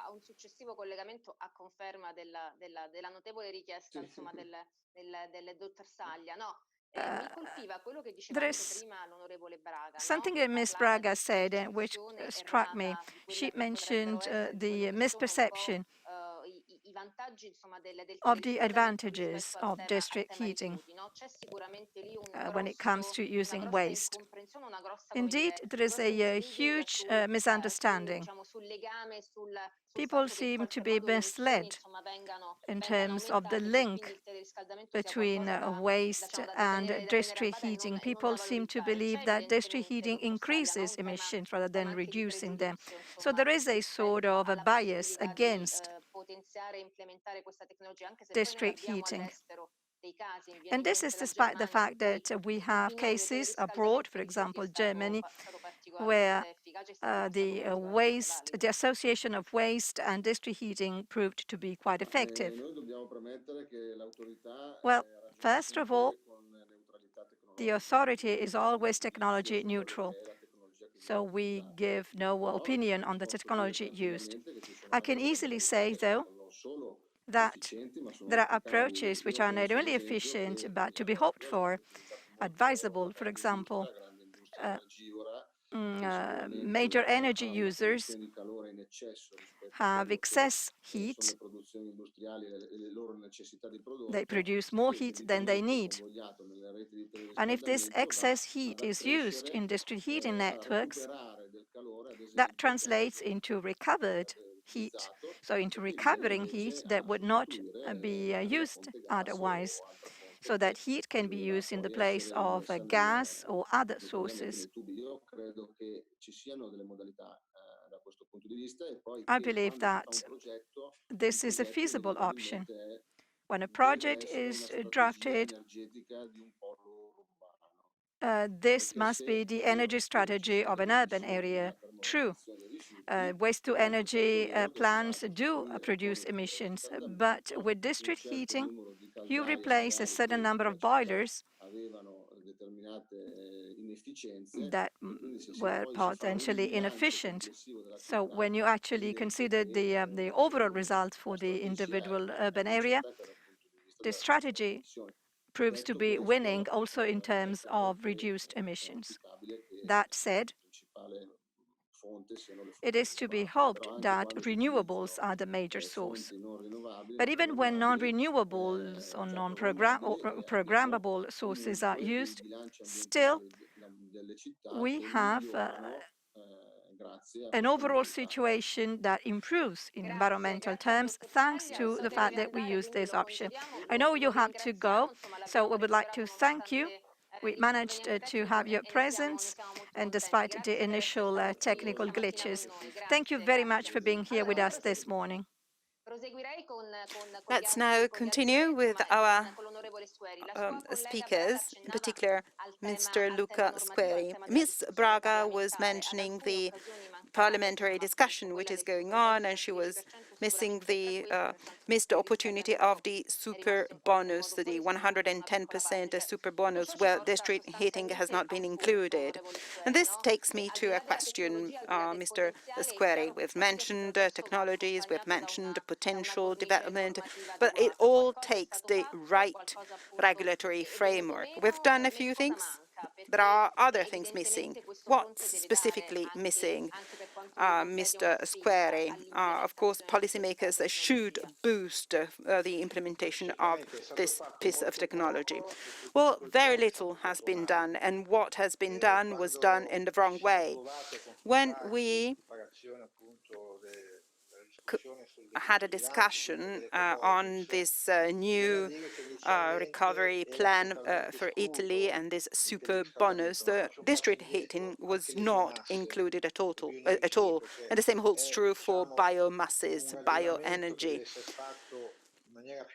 So a much broader approach should be followed, always bearing in mind what the targets and are, i.e., the decarbonization of our country by 2050. I'm always very critical about the existing plan, because the existing plan does not include an easy principle, i.e., the energy neutrality principle. Energy demand shows that 50% of demand is thermal energy. Well, Italy is taking the opposite approach, a completely wrong approach. Countries such as Germany, France, Spain, even Greece, thermal energy accounts for 65%. And this is produced by biomasses.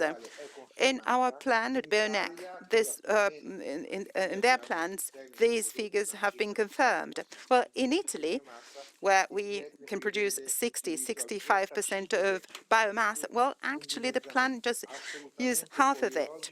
This is absolutely wrong, impossible to understand the reasons behind it. In Italy, in France, thermal energy is distributed by using power and electric power. And again, in France, they are considering reducing the use of nuclear energy. And in France, they are introducing 10,000 biomass-fired boilers with very low emission levels. So you can see that in other countries they are using a completely different approach. The problem in Italy is mainly bias, or probably there are lobbies with their own specific interests, lobbies which are interested in increasing the use of electric power and gases. Well, the new discussion about the recovery plan has started. As I said before, biomasses and district heating were not part of the discussion at the beginning. Now we have put a patch on that. And in fact, the eco bonus can be used for biomass. This is just in areas for single housing units.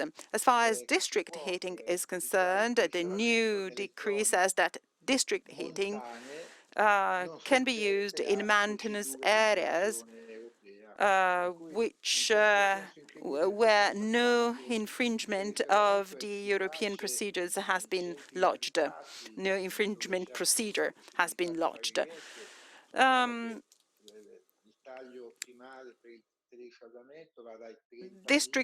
The optimal district heating is when district heating is using for a population range between 30,000 and 100,000 users. The new addition in the decree and the mention about using district heating in areas where no infringement procedure has been started is absolutely difficult to understand. I don't see the rationale behind it. If you look at the document, it's a 70 pages long document. And out of these 70 pages, 65 of them refer to municipalities in the River Po Valley. We're talking about 4,000 municipalities where district heating cannot be used. And this is a shame, because I am convinced that district heating is the right approach. I mean, of course, I'm talking about efficient district heating, i.e. district heating from renewables and by waste heat. I'm convinced that efficient district heating can really contribute to decarbonization and to a reduction of pollutants. There is a decree dating back to 2014 referring to the need of implementing district heating, but as it always happens, words remain words on paper and very little is done in practice. I have asked for a new item under the discussion agenda. I've asked the government to include biomasses and district heating in future legislation. So this item has been approved, so it is there on the agenda. I'm not sure it'll be covered during the discussion time. So the idea would be to use biomasses and to include biomasses and district heating also in the superbonus. This is very unlikely to happen. Events such as this one are extremely useful. I really appreciated what Ms. Braga said in her slot. She said she does not totally agree on the decision taken by the government, which was supported by the majority party of Ms. Braga herself. I hope things will change. We really must commit ourselves to try and reduce biases, because prejudice will make it impossible to reach the ambitious yet necessary targets to reduce CO2 emissions. Thank you very much, Mr. Squeri. Mr. Provaggi, we mentioned Europe this morning, and we mentioned the role of Europe. Of course, there are countries which have taken the right decisions as far as the district is concerned, and other countries which are still lagging behind. What's your take? You have a privileged view being part of Heat and Power. Good morning. Well, Europe's first priority is the Green Deal. The European Commission proposed to increase the target reduction of GHG gas to 45%, and this was done 2 weeks ago. This means that in the coming 10 years, we will have to do twice as much as we were expected to do last year or a year ago. Where will our efforts be focused? Well, in the two energy sectors that are lagging behind the most in terms of renewables, that is to say, transport and heat.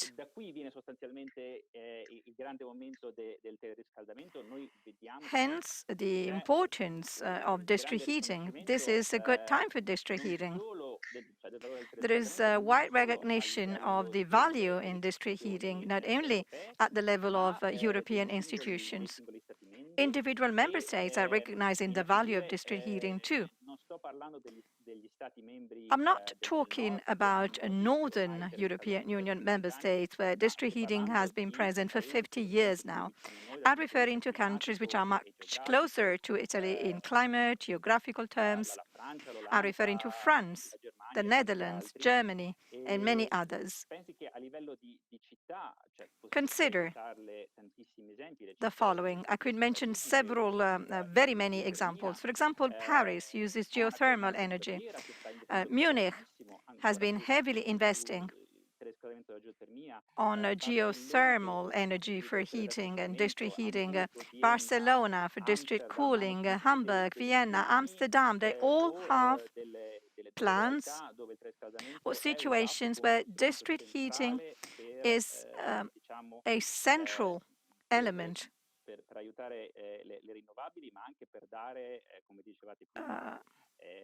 to promote the use of renewables and also to give cleaner air to their citizens. Why is district heating so attractive right now? Well, there is a document by the European Commission. It was published 2 months ago. It is a document on energy integration, which is and will remain one of the fundamental pillars of the Green Deal. This document makes very many references to district heating. It says that once you have the network, you can use waste heat. So you can bring about the benefits of the circular economy. You can use waste heat from data centers and other sites. The waste heat that is wasted every day could easily meet the heat demand for buildings. You mentioned it before, sector coupling.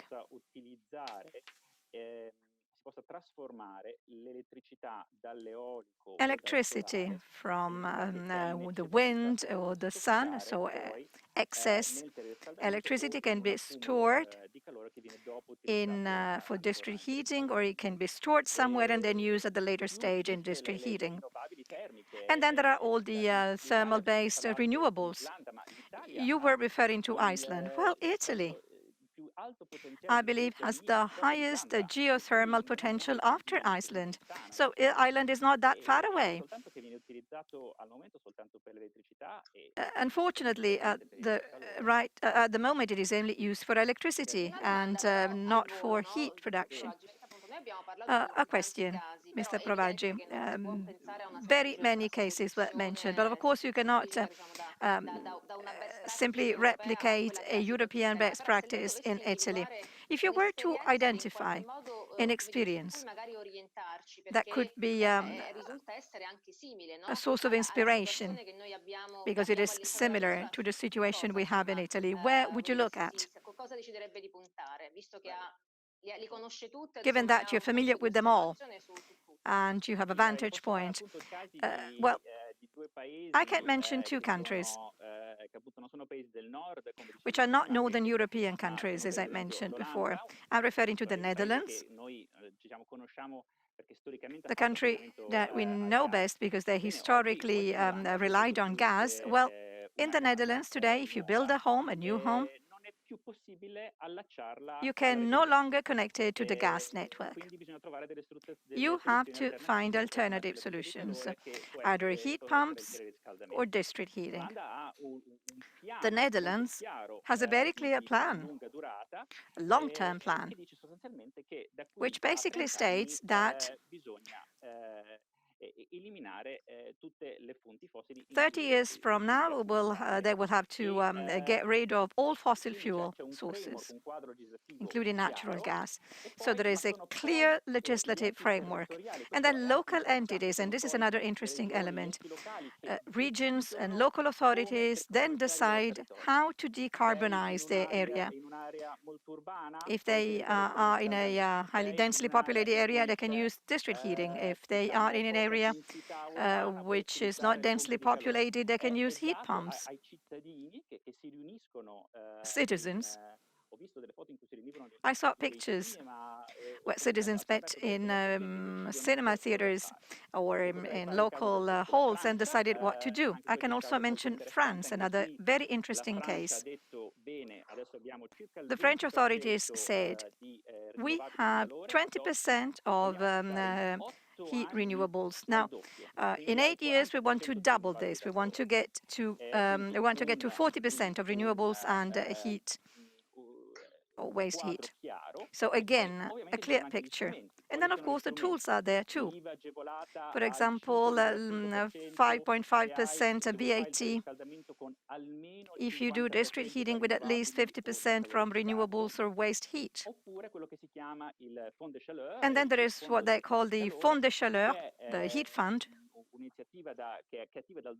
an initiative which has been present since 2009.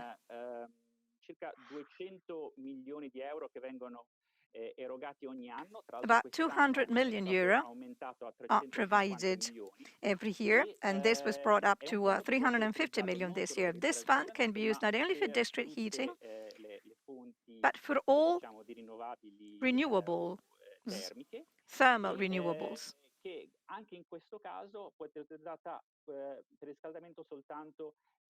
Here too, you can use it for district heating if it involves at least 50% of renewables or waste heat. And this was actually brought up to 65%. What is the upshot of all this?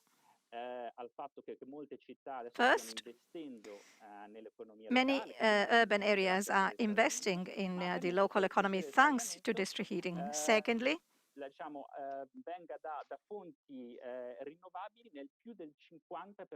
over 50% of district heating systems are based on renewables.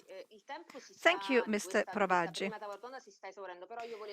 We are reaching the end of this roundtable. But I would like to give back the floor to Mr. Braga and Squeri, because I'm looking at the results of the survey.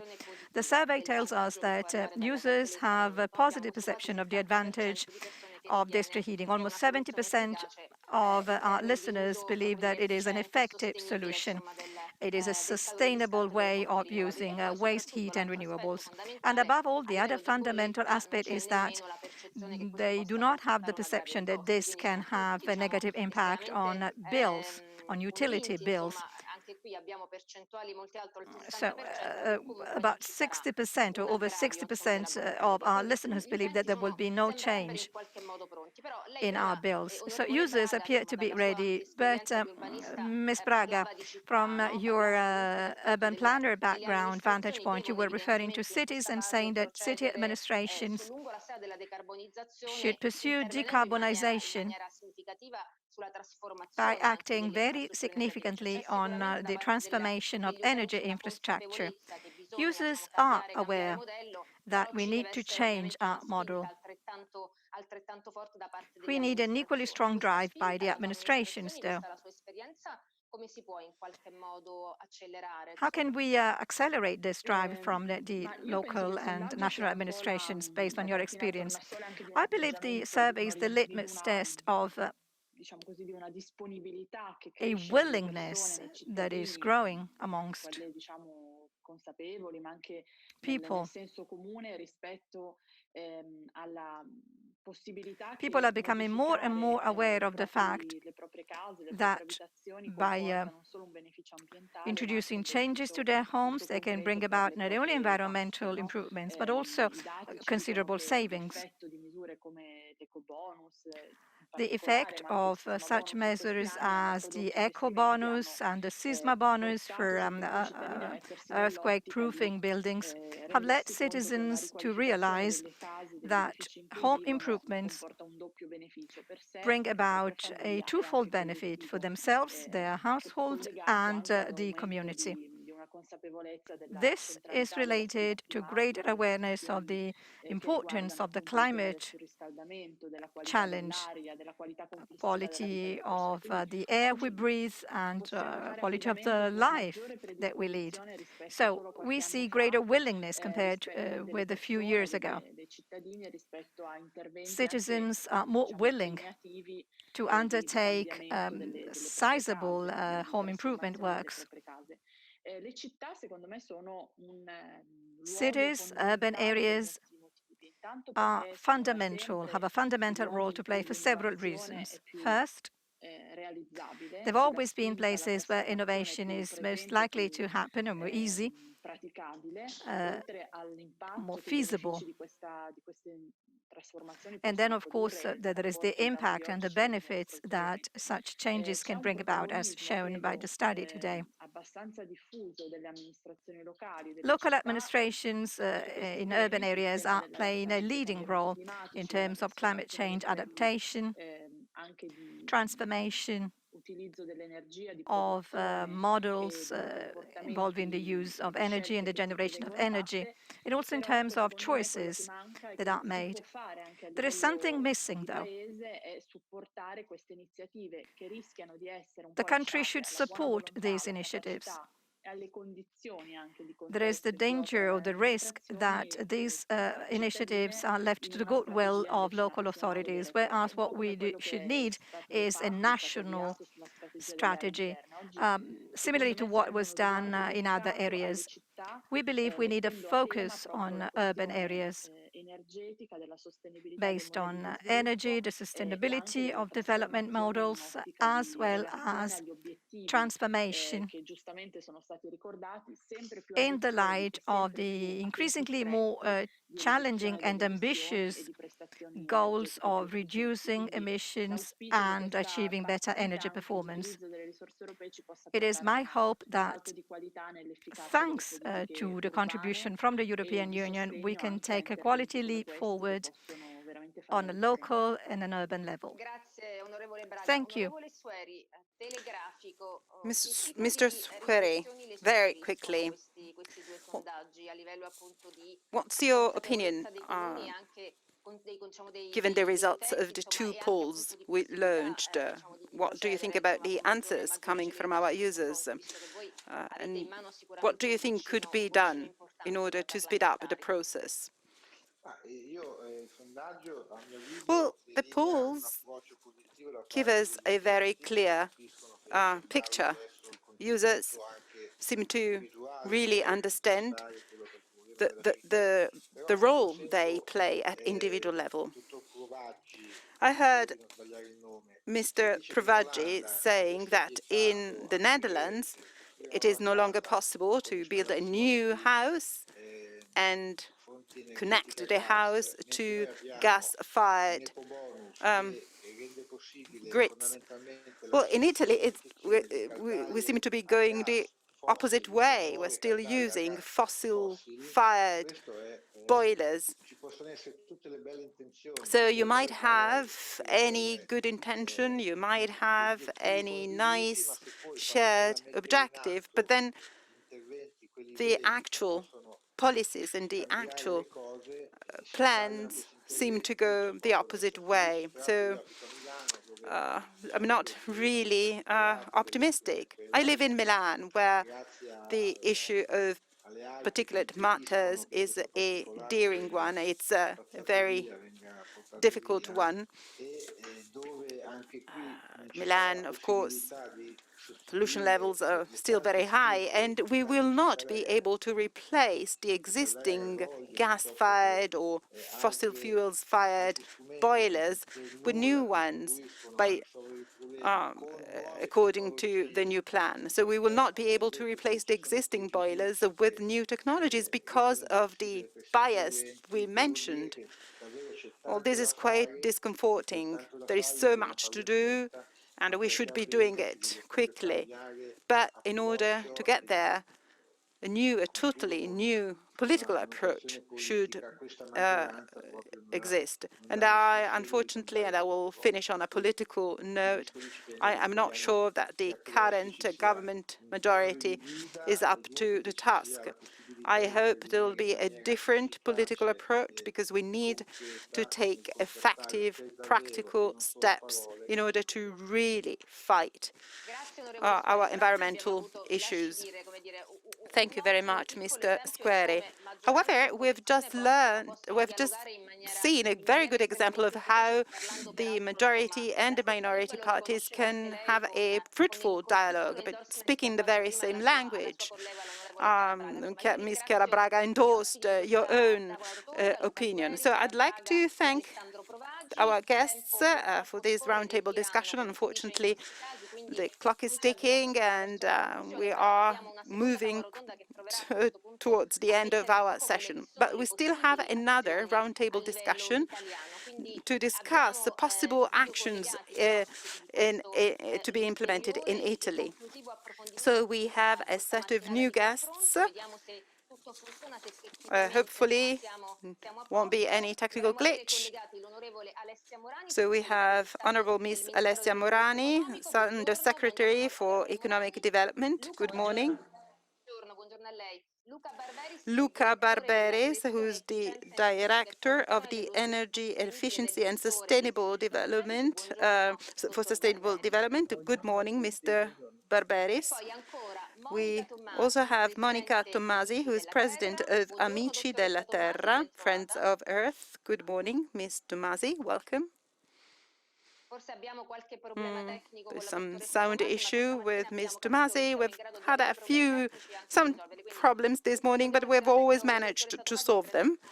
So in the meantime, let's move on to Luisa Cris Giovanni, who's the General Secretary of Altro Consumo. In qualche modo a fare un po', come dire, da padrone di casa, insomma, a cui poi lascerò le conclusioni, Lorenzo Spadoni. And then Lorenzo Spadoni is our host. Ogni tanto lo guardo perché ha sempre questo viso molto rassicurante. Quindi I keep looking at him because of his reassuring expression, so I might want to recruit him for future events. It is very reassuring to see someone with such a positive and optimistic expression, given the difficulty of the situation. Now, I'd like to start with Ms. Morani, Under Secretary of State Morani. We mentioned district heating, the potential for its development, and the regulatory framework. You work at the Ministry of Economic Development. What a significant observation point in terms of everything that has to do with energy. What are you doing in the area of district heating? First of all, thank you for having me. And thank you for this opportunity to debate this topic. Decision makers who have to take important decisions going forward do appreciate these opportunities. I heard the remarks by my colleagues, Chiara Braga and Luca Squeri. They had very interesting things to say. And several constructive contributions were made.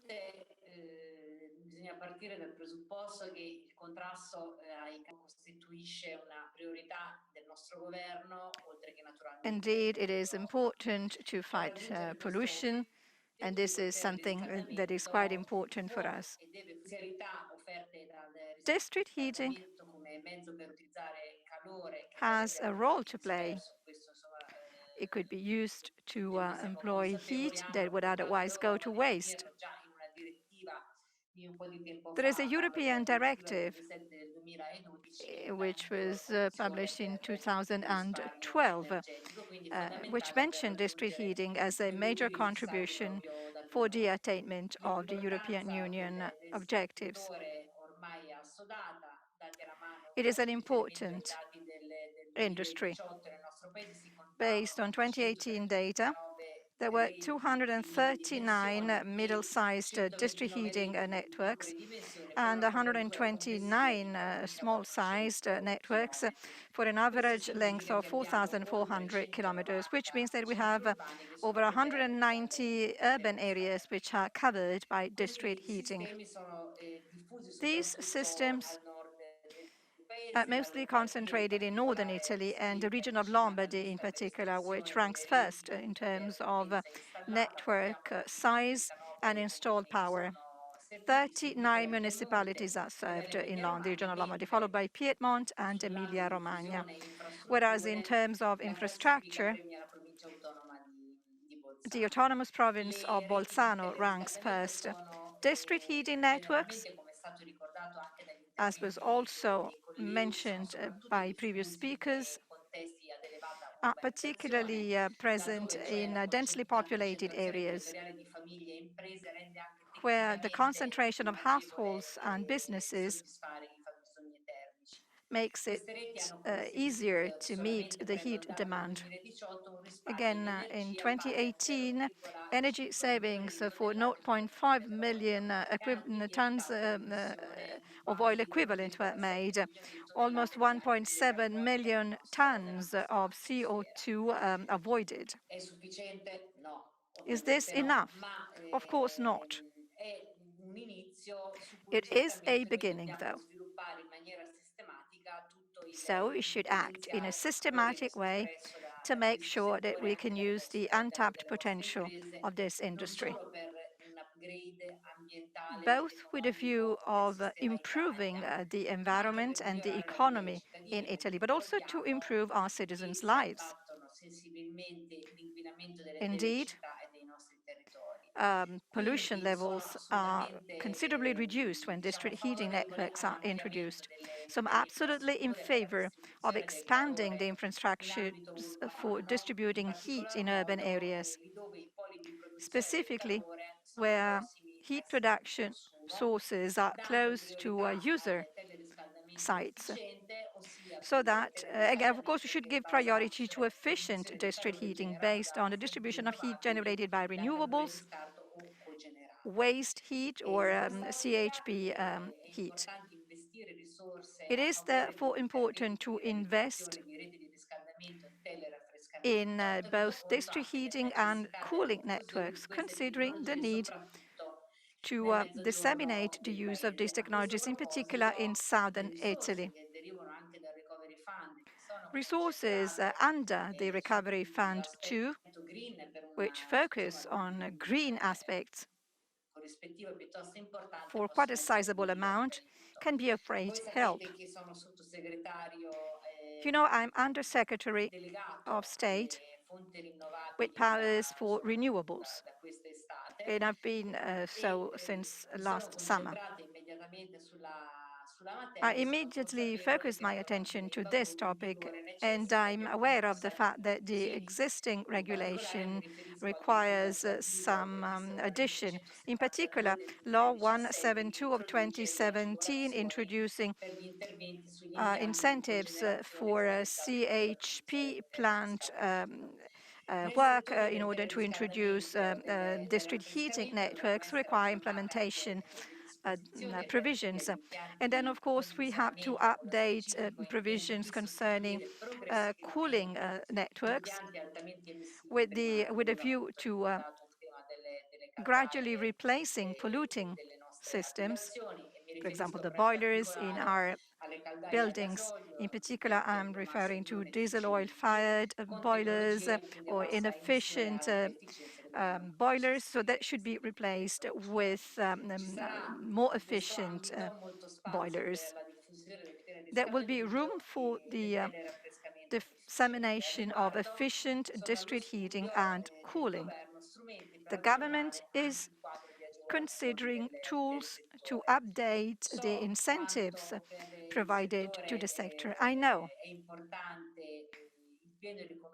it is important for this industry to be fully recognized within the framework of the super bonus, the 110% tax relief.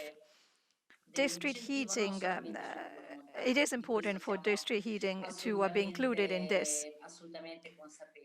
We are aware of this. We are working. We want to find new solutions. The Court of Auditors made several remarks concerning our implementing decrees. There was a meeting with the leaders of IRO, and based on that, I've been focusing on studying possible room for maneuver with a view to improving the set of rules in order to meet the legitimate expectations of your companies, because this can really help the business community take a quality leap forward, thus improving our environment too. So I'm absolutely willing to keep our dialogue open, and there is ongoing work to meet some of the requests, the legitimate requests, which I was presented during recent meetings. So the government and myself in particular are fully aware of how important this sector is, both in economic and environmental terms. Well, you anticipated what I wanted to say. True, you started quite recently, but you appear to be very well prepared. And actually, you anticipated a question I was about to ask you, because my question would have been, what do you intend to do? Of course, there is the super bonus thing, the hottest issue. But then, as Mr. Lucas Query was saying, there is also a problem related to the regulatory framework, which needs adapting. We've addressed the potential of district heating today, and we've seen that users, end users, are absolutely aware of the possibilities associated to this technology and to the fact that it can be actually implemented without increasing our bills. But there is also something else. Lawmakers, policymakers have a role to play. The super bonus is the most emblematic point, but you also referred to implementing decrees in other areas. There are other parts that need fine-tuning, so that there can be an impact on the community, on individual users, etc. Yes, we need to complete a currently incomplete regulatory framework. We're working on this. I truly consider district heating as one of the most important drivers for attaining our targets. We will soon have a more comprehensive regulatory framework. I'm also very pleased with the results of the survey, showing that there is growing and increased awareness of the importance of district heating in the general public. And this in terms of savings, because district heating is cost-effective, and it is also advantageous in environmental terms. So we could actually attain two objectives at the same time, and these are objectives both for the government and for the citizens and local administrations. We must contribute to growing this awareness going forward, and we need incentives to this effect. So both individual users and local administration can be convinced to accelerating this process. I believe that there's something new will come up in the coming few weeks. Thank you very much, Ms. Morani, for the extremely clear picture you gave us. I would now give the floor to Luca Barberis from the CES. We've talked about this integrated plan, and we heard our professors this morning who mentioned the objectives, but they also showed the differences that exist in different geographical areas. So this is a hot topic. Whenever we talk about potential development, but we also have to take stock of the existing differences that we have across the country. This, of course, will have an impact on our ability to meet the objectives. How can we combine these two aspects? A virtuous marriage between these two situations will be crucial. Absolutely. The integrated national plan, energy and climate, has general objectives and also objectives for the development of renewable resources and the reduction of emissions.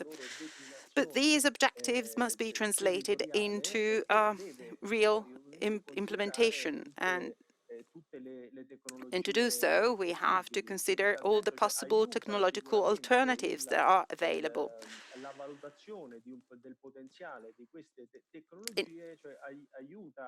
Assessing the potential of these technologies will make us more aware of how easily will be to reach the objectives we've set for ourselves. You can be as ambitious as you wish, but then those ambitions must be met. I have no doubt, on a personal note, that we might get to 55 or 55% from renewables.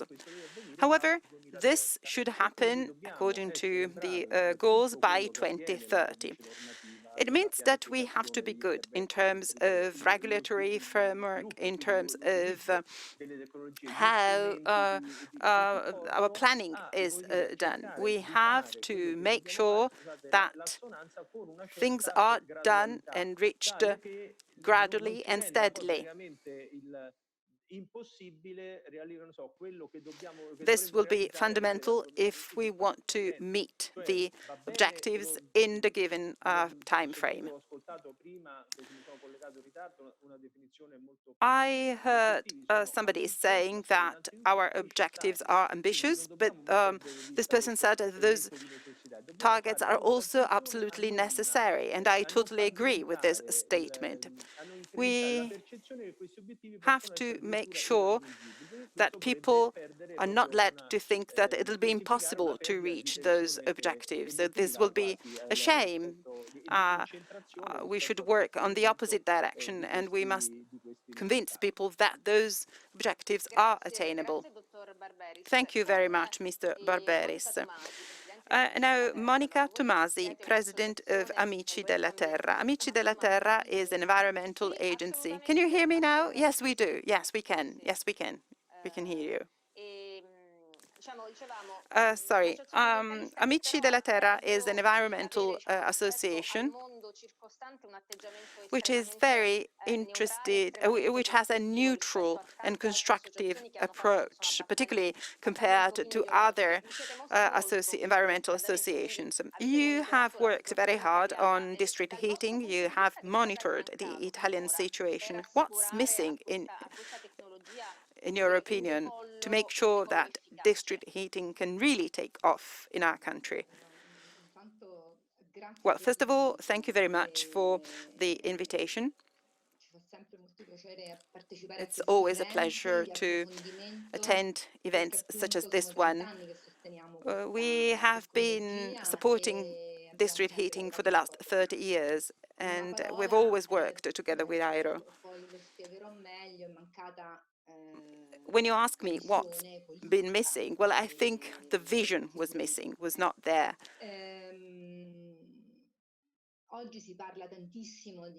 Today, everyone talks about circular economy, about energy efficiency, but then you have to be consistent to your message.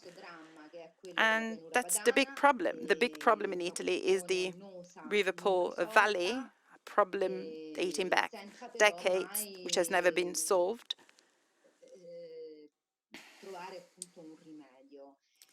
No solution has been envisaged.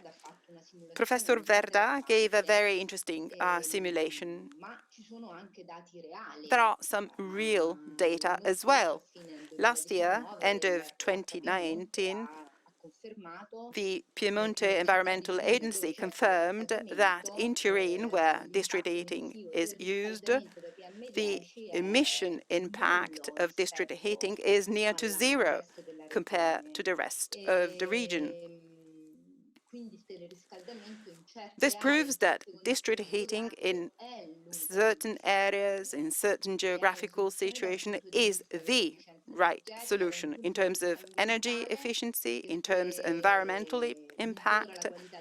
District heating improves the quality of life of people. It reduces the emissions. It reduces the use of fossil sources. So why aren't we working even harder on district heating? I think it's a political problem. Honorable Mr. Braga said there is a bias, a prejudice against district heating. It is probably so, but well, it's about high time we went over this bias. I think that more information and dissemination is needed. We have to train people from a cultural perspective. There are still too many taboos against recovering heat or using recovered heat that would go to waste otherwise. Heat coming from industrial processes, from waste to energy plants. So we should be using this heat, and this will entail a better air quality and less emissions. District heating is a major implementation requiring sizable investments.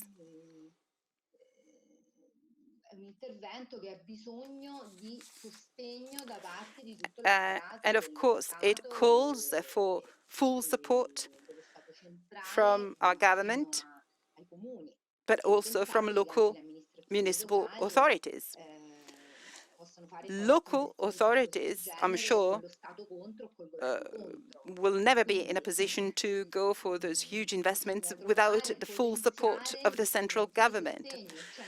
So this 110% super bonus measure, this tax relief scheme, could have been an opportunity. It is a very interesting tool, and I do hope that a way to include district heating in this new tax relief package is found.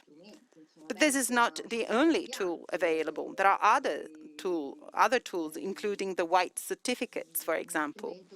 White certificates have proved to be extremely cost-effective in terms of energy reduction of energy consumption and lower emissions. But to sum up, I would say that taboos must dispelled. As Alessandro Provacci was saying before, we now have the Green Deal, and the Green Deal has introduced new objectives, more ambitious ones, and we have to work hard to avoid wasting money. Thank you very much. Amongst the myths that need exploding, there is the myth of considering users as being somehow protected and insulated from the external world. As we have seen based on the surveys that we made today, users are very much aware of technologies, advantages related to technologies, and the benefits in terms of reducing the cost of their energy bill. There is no better partner to talk about consumers than Ms. Chris Giovanni, who's Secretary General of the Altro Consumo Consumer Association. You have been very active promoting the use of energy in a sustainable way. You promoted and launched several initiatives aimed at raising further awareness among the general population so that they could make informed choices when it comes to energy. District heating is indeed something where a lot could be done by an association the like of yours. Thank you. And thank you for having us today. It is interesting. Consumers sempre più prosumer, quindi consumatore, are educated per us to giocare un po' con become le parole, increasingly sia more però sempre alla prosumers. fine But then delle tavole consumers rotonde always e dei come in discorsi. the Scusate, end, diciamo, in se all round introduco questa tables and in all provocazione. debates. And I'm sorry for this Io slightly credo che provocative remark. alla luce di tutto quello che è stato I believe that detto, in the light per of raggiungere i famosi obiettivi what was said so far, strategici si debba partire dalla in order to consapevolezza attain che, our strategic che targets, we sia must una start from the visione strategica awareness paese, che sia un that progetto di whether ricerca, we're che talking sia about a strategy for the anche country, a appunto un research momento di project, discussione come or a questa, debate, as is the case today, in sostanza in è all these tutto cases, molto più circolare di prima il the processo e process is quindi much more spesso la circular than soluzione it was before.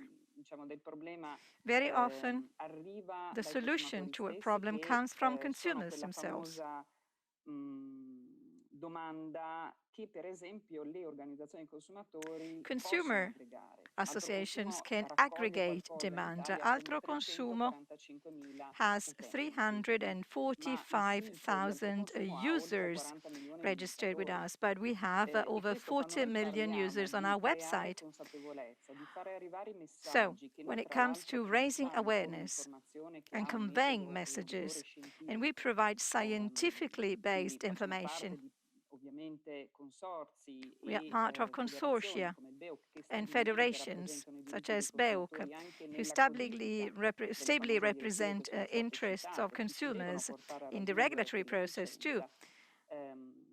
Bene, io credo So, che si possa essere un I grosso, believe diciamo, strumento per that we can be a raggiungere major gli tool obiettivi che tutti insieme ci for the poniamo e quindi attainment of our common cercare di targets. ingaggiare le persone. It is Non a important to caso il try and 15 marzo engage people. scorso noi It abbiamo is no anche accident that on the promosso 15th una of specie March di last, manifesto we green. Il promoted a 15 sort marzo è of la a giornata green mondiale dei manifesto. The consumatori 15th of March is the che va a World Consumer sensibilizzare le Day. persone in diverse The direzioni, manifesto quindi is aimed aiutare il modo at più raising people sostenibile a awareness on muoversi in different modo più planes, eating in a sostenibile. sustainable Abbiamo way, recentemente anche pubblicato sul nostro sito dei moving around in a risultati more legati sustainable way. a We indagini sui published the comportamenti dei results of consumatori our surveys rispetto al on mezzo consumer utilizzato per behavior, muoversi per considering the raggiungere il use, centro di the Milano means of transport they da use diverse to reach the center direttrici of e Milan quindi from abbiamo different areas. assaggiato We la qualità published these dell'aria, results ma on anche our abbiamo website. cercato We di tested portare the l'evidenza quality of scientifica air. collaborando We tra tried l'altro and sia con l'Università contribute with Bocconi sia scientific Brute evidence. We disposta cooperated dalle with the Milano Bocconi University, the a Università capire anche quanto Statale si in spende, Milan, quanto si inquina e quali sono gli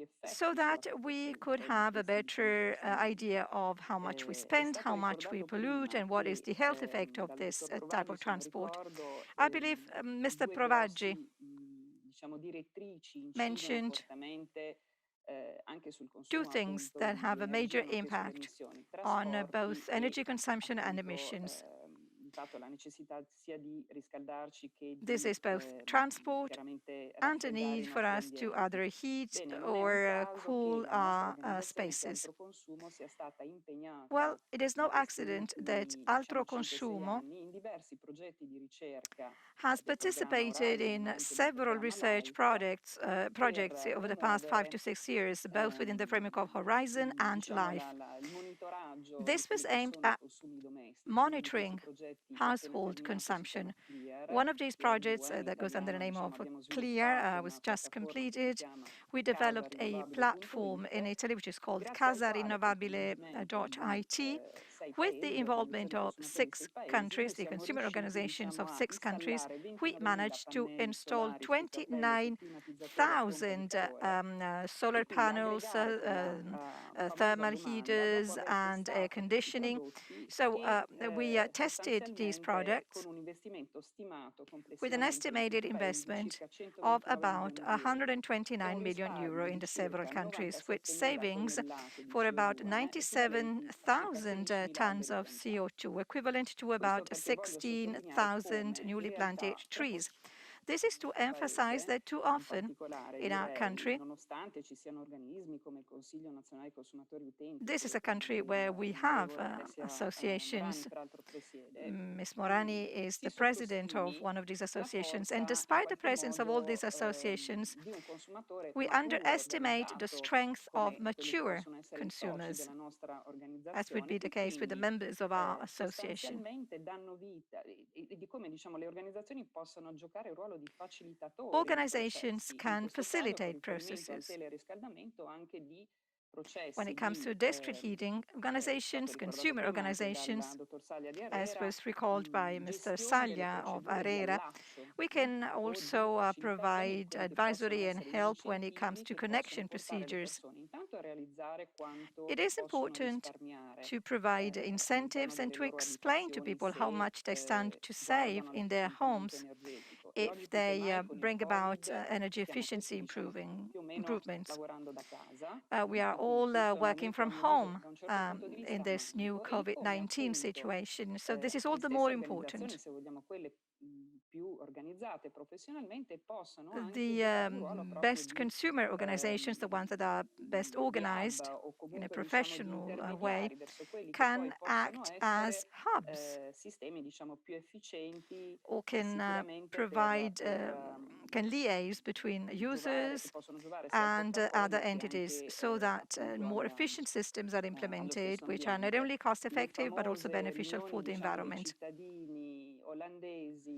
The town hall meetings of Dutch citizens where they debate what to do in order to heat their homes can be compared with such initiatives as casarinnovabile.it. If you go to that web page, you find user communities.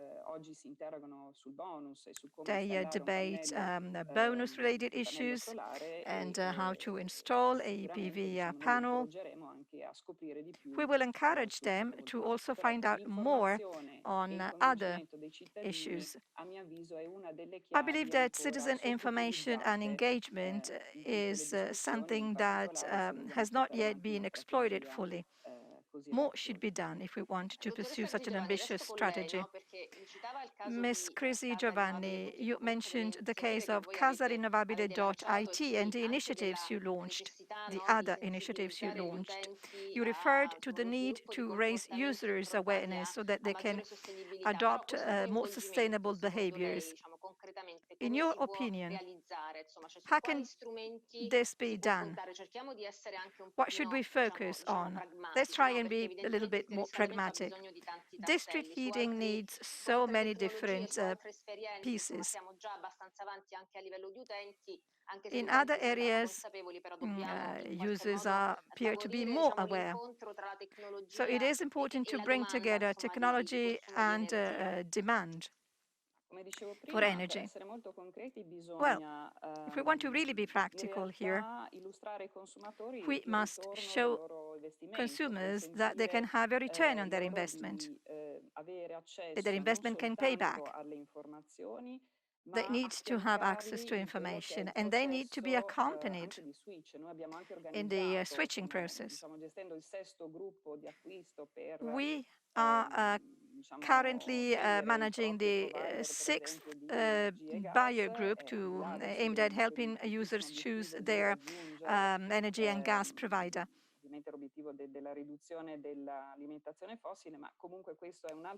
Of course, this is done to reduce fossil fuels, but this goes to show that it is not enough to show what is the best possible buy. You have to help users switch in administration terms too. There is something else, and this is something we learned from the CLEAR project.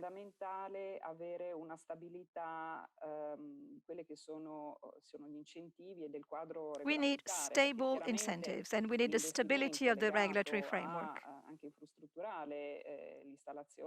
Investment, infrastructure investment, the installation of a boiler, connecting to a district heating network is a medium to long-term project.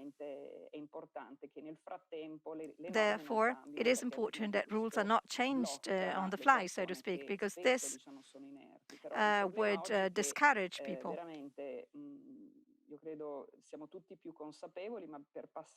Again, we are all much more aware today, but in order to actually do something practical, we need a stable regulatory framework.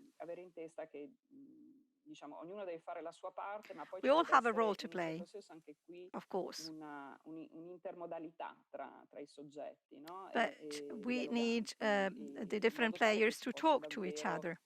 raggiungere il risultato e dare anche evidenza. In this Quindi way, results questo è can un be risultato alle achieved. persone che quindi sono più Also, incentivate people a can be fare questo shown passo, what a results are parlarne achieved. This e will a incentivize them coinvolgere to take the ancora altre first step, famiglie. In to America talk oserei about it, dire to che involve other appunto households.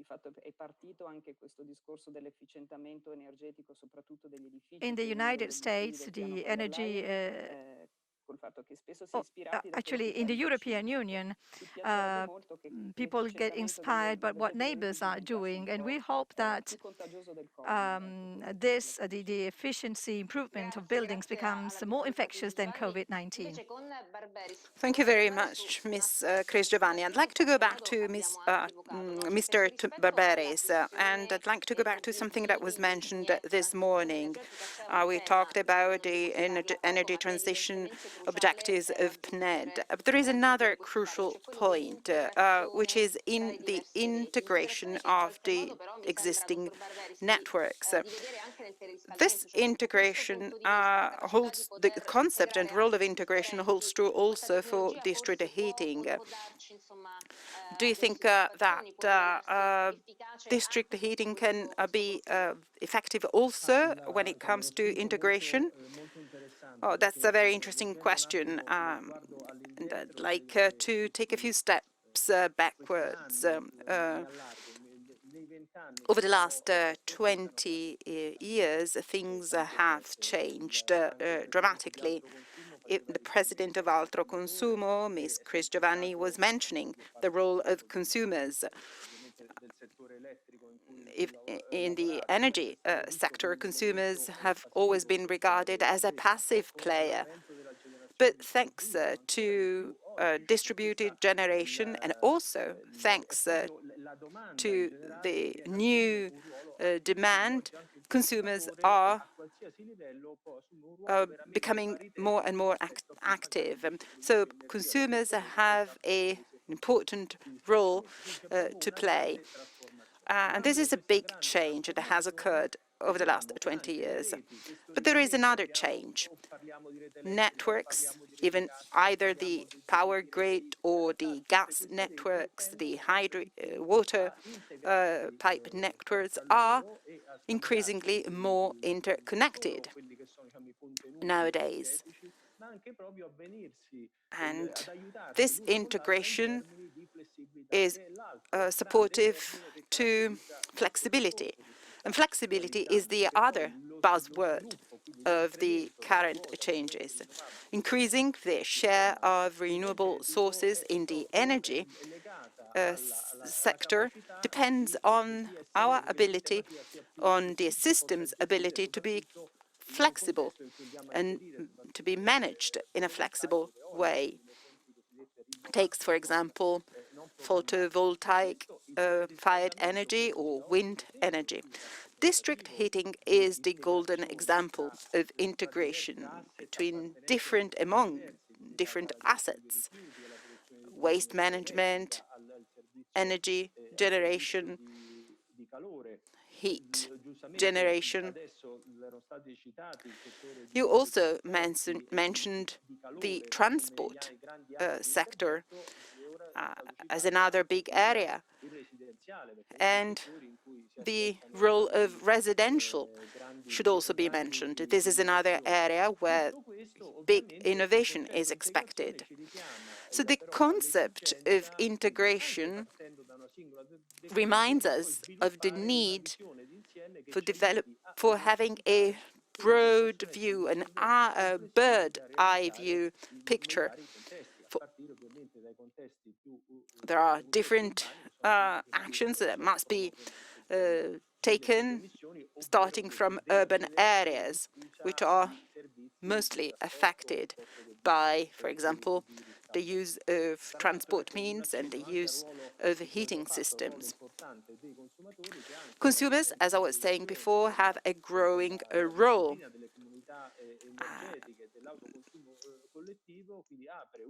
There are new ways for the involvement of consumers,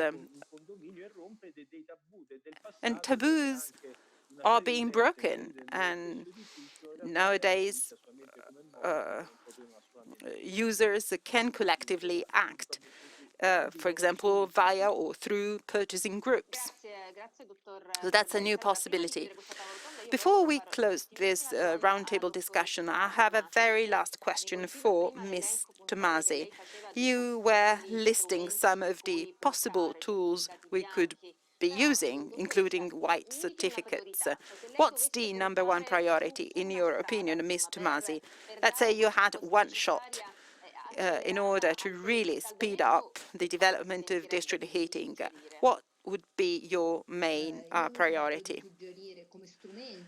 If you're talking about tools, available tools, I think white certificates could be the best option. But even this 110% tax relief package could be very useful. Again, let me remind everyone that it's a cultural problem that we have to overcome when it comes to district heating. And this cultural change will happen only if networks are created at different levels, from schools to more local administration, because we really have to overcome the existing taboos and biases. Otherwise, district heating will remain left in a corner. I've been studying district heating since the beginnings of the 70s, and I'm so surprised that it has never taken off. And it was not because of a lack of available studies. It was all because of ideological hindrances. And this is what we have to overcome. We have to prove and show to people that heat should not be wasted. And heat is generated by industry processes, which are not dirty, which are not the bad guys at all. Thank you very much, Ms. Tomasi. Your message was absolutely crystal clear. I will now give the floor to Lorenzo Spadoni to conclude this roundtable. But before doing that, I'd like to thank our speakers, Luca Barberis, Ms. Tomasi from Amici della Terra, Luisa Cris Giovanni from Altro Consumo, and also Ms. Morani, who unfortunately had to leave us because of a professional commitment. She sent in a message to me apologizing for leaving the roundtable discussion. Unfortunately, she couldn't stay with us until the end. So let me really thank all of you for being so precise and to the topic. You clearly stated what we have to do in order to accelerate the pace for the implementation of this piece of technology. I'd now give the floor to Lorenzo Spadoni for some closing remarks before moving on to the next part of our meeting, the Q&A session. Thank you. Thank you. I heard quite a few things. I start from the main one. There is an amount of waste heat shown by the Politecnici study that could actually meet over 30% of the demand. And 40% of that could be implemented by minimizing the system-related energy cost. And that is a first fact. Does this mean that this is a no-brainer? No. It means that we need to create the conditions for this to happen. District heating is a system that has to be competitive on the market. In particular, it requires a highly capital-intensive investment in infrastructure with medium to long-term payoff times. And this is something that we should consider. Implementing this type of infrastructure requires planning. So the first key word here is planning. planning on a national and on a local level. Planning means implementing a series of rules, and rules have to be stable over time. Mention has been made of white certificates. District heating benefited from this, but then the white certificates were modified, which led to a stop in the process of growing this system. Rules should also be consistent. They should not be contradictory. They should not be based on biases. This is something that has been mentioned by several speakers today. Repeated mention was made of the super bonus, a contradictory type of provision. It provides an incentive to the implementing technologies based on fossil fuels, and it neglects district heating, only mentioning it for mountain areas, so to speak. So it is important to include the value of the externalities of district heating. So the value chain must also factor in the environmental advantages brought about by district heating. It is important to attach a value to these benefits. This is not being done today. In fact, it is done in a contradictory way, as I mentioned before. I'm very pleased to hear Ms. Morani saying that she's indeed working to find solutions, that she's very willing to talk to the relevant entities in order to overcome the contradictions and to bring about rules that the sector has been awaiting for some time. Ms. Morani mentioned the implementing decree of Law 172 of 2017 concerning CHP applications combined with district heating. I would add to that the implementation of Article 10, paragraph 5 of the Legislative Decree 102, which calls upon the government to identify measures supporting the growth of efficient district heating networks and systems.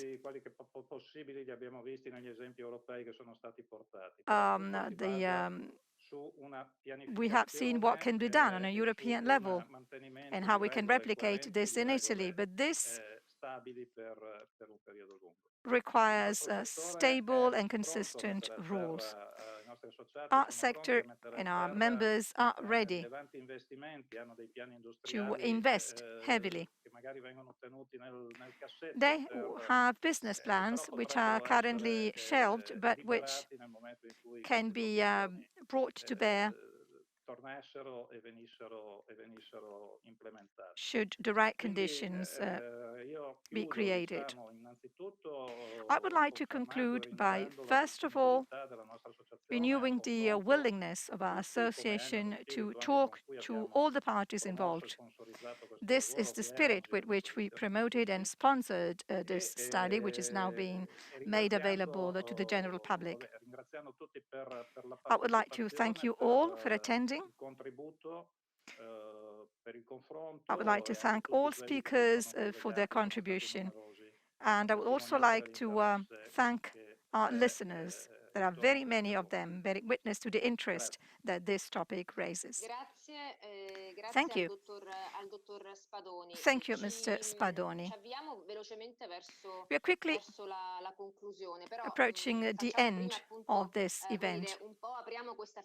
Before then, though, we will have a look at the live chat we've had throughout the meeting. Several questions were posed through the live chat.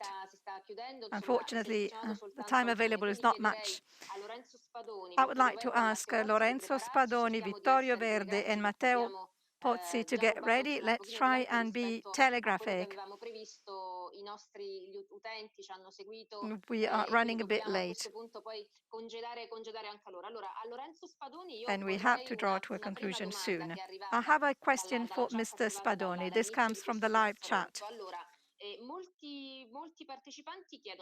Many listeners have asked, can you better explain what you mean when you define the final result of the potential as a lower cost of the system? Mr. Spadoni.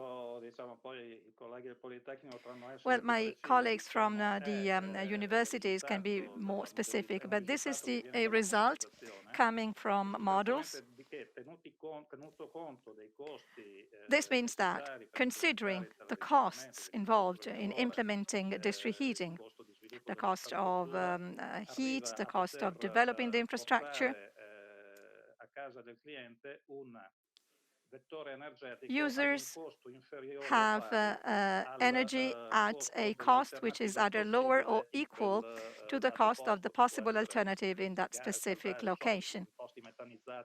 For example, where natural gas is present, it could be a comparison with natural gas or other fuels. Yet another question for you, Mr. Spadoni. One of our listeners is asking, what are the success factors for the development of district heating in an with an integrated approach, as it was shown this morning? Public investments, should Italy invest? Big question. Seemingly a big question. Well, I'm convinced that Italy should invest. Most of all, the government should create the right conditions for those investments, because we do have already private businesses which are interested in investing where they to find the right conditions. We've mentioned some of the conditions: clear, consistent rules, giving full value of the environmental external environmental conditions, so the so-called environmental externalities. District heating is an immediately available alternative. It's a piece of technology which is out there. We could implement it very quickly. It's not something that needs further development. It can be used as of now, and given the right conditions are in place. So we have to make sure that the condition for further development of district heating is reached. We have another question for Mr. Pozzi, who should be still online with us. Fourth generation district in Italy will use a waste heat and renewable resources. Is this the case, Mr. Pozzi?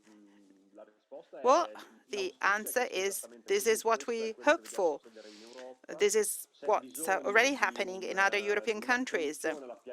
More attention should be given to urban planning with the involvement of different players. And in fact, the Upgrade 10 project involves different stakeholders and via working groups.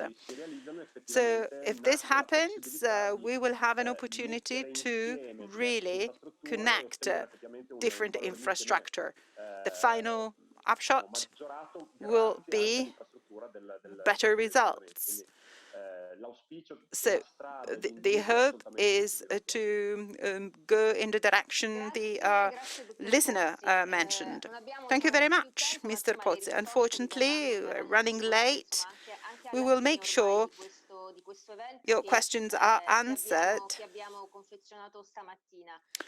at a later stage. It's been a very long and interesting journey this morning. We've talked about the potential development of district heating. We've talked about the untapped potential of district heating in Italy. We've mentioned the possible actions that should be implemented to accelerate this process. Mr. Spadoni, president of AIRO, was very clear in his closing message. We have to join in forces and make sure we support the development of district heating. District heating is a big asset, a big ally that will enable us to reach the targets Europe and Italy have set for themselves.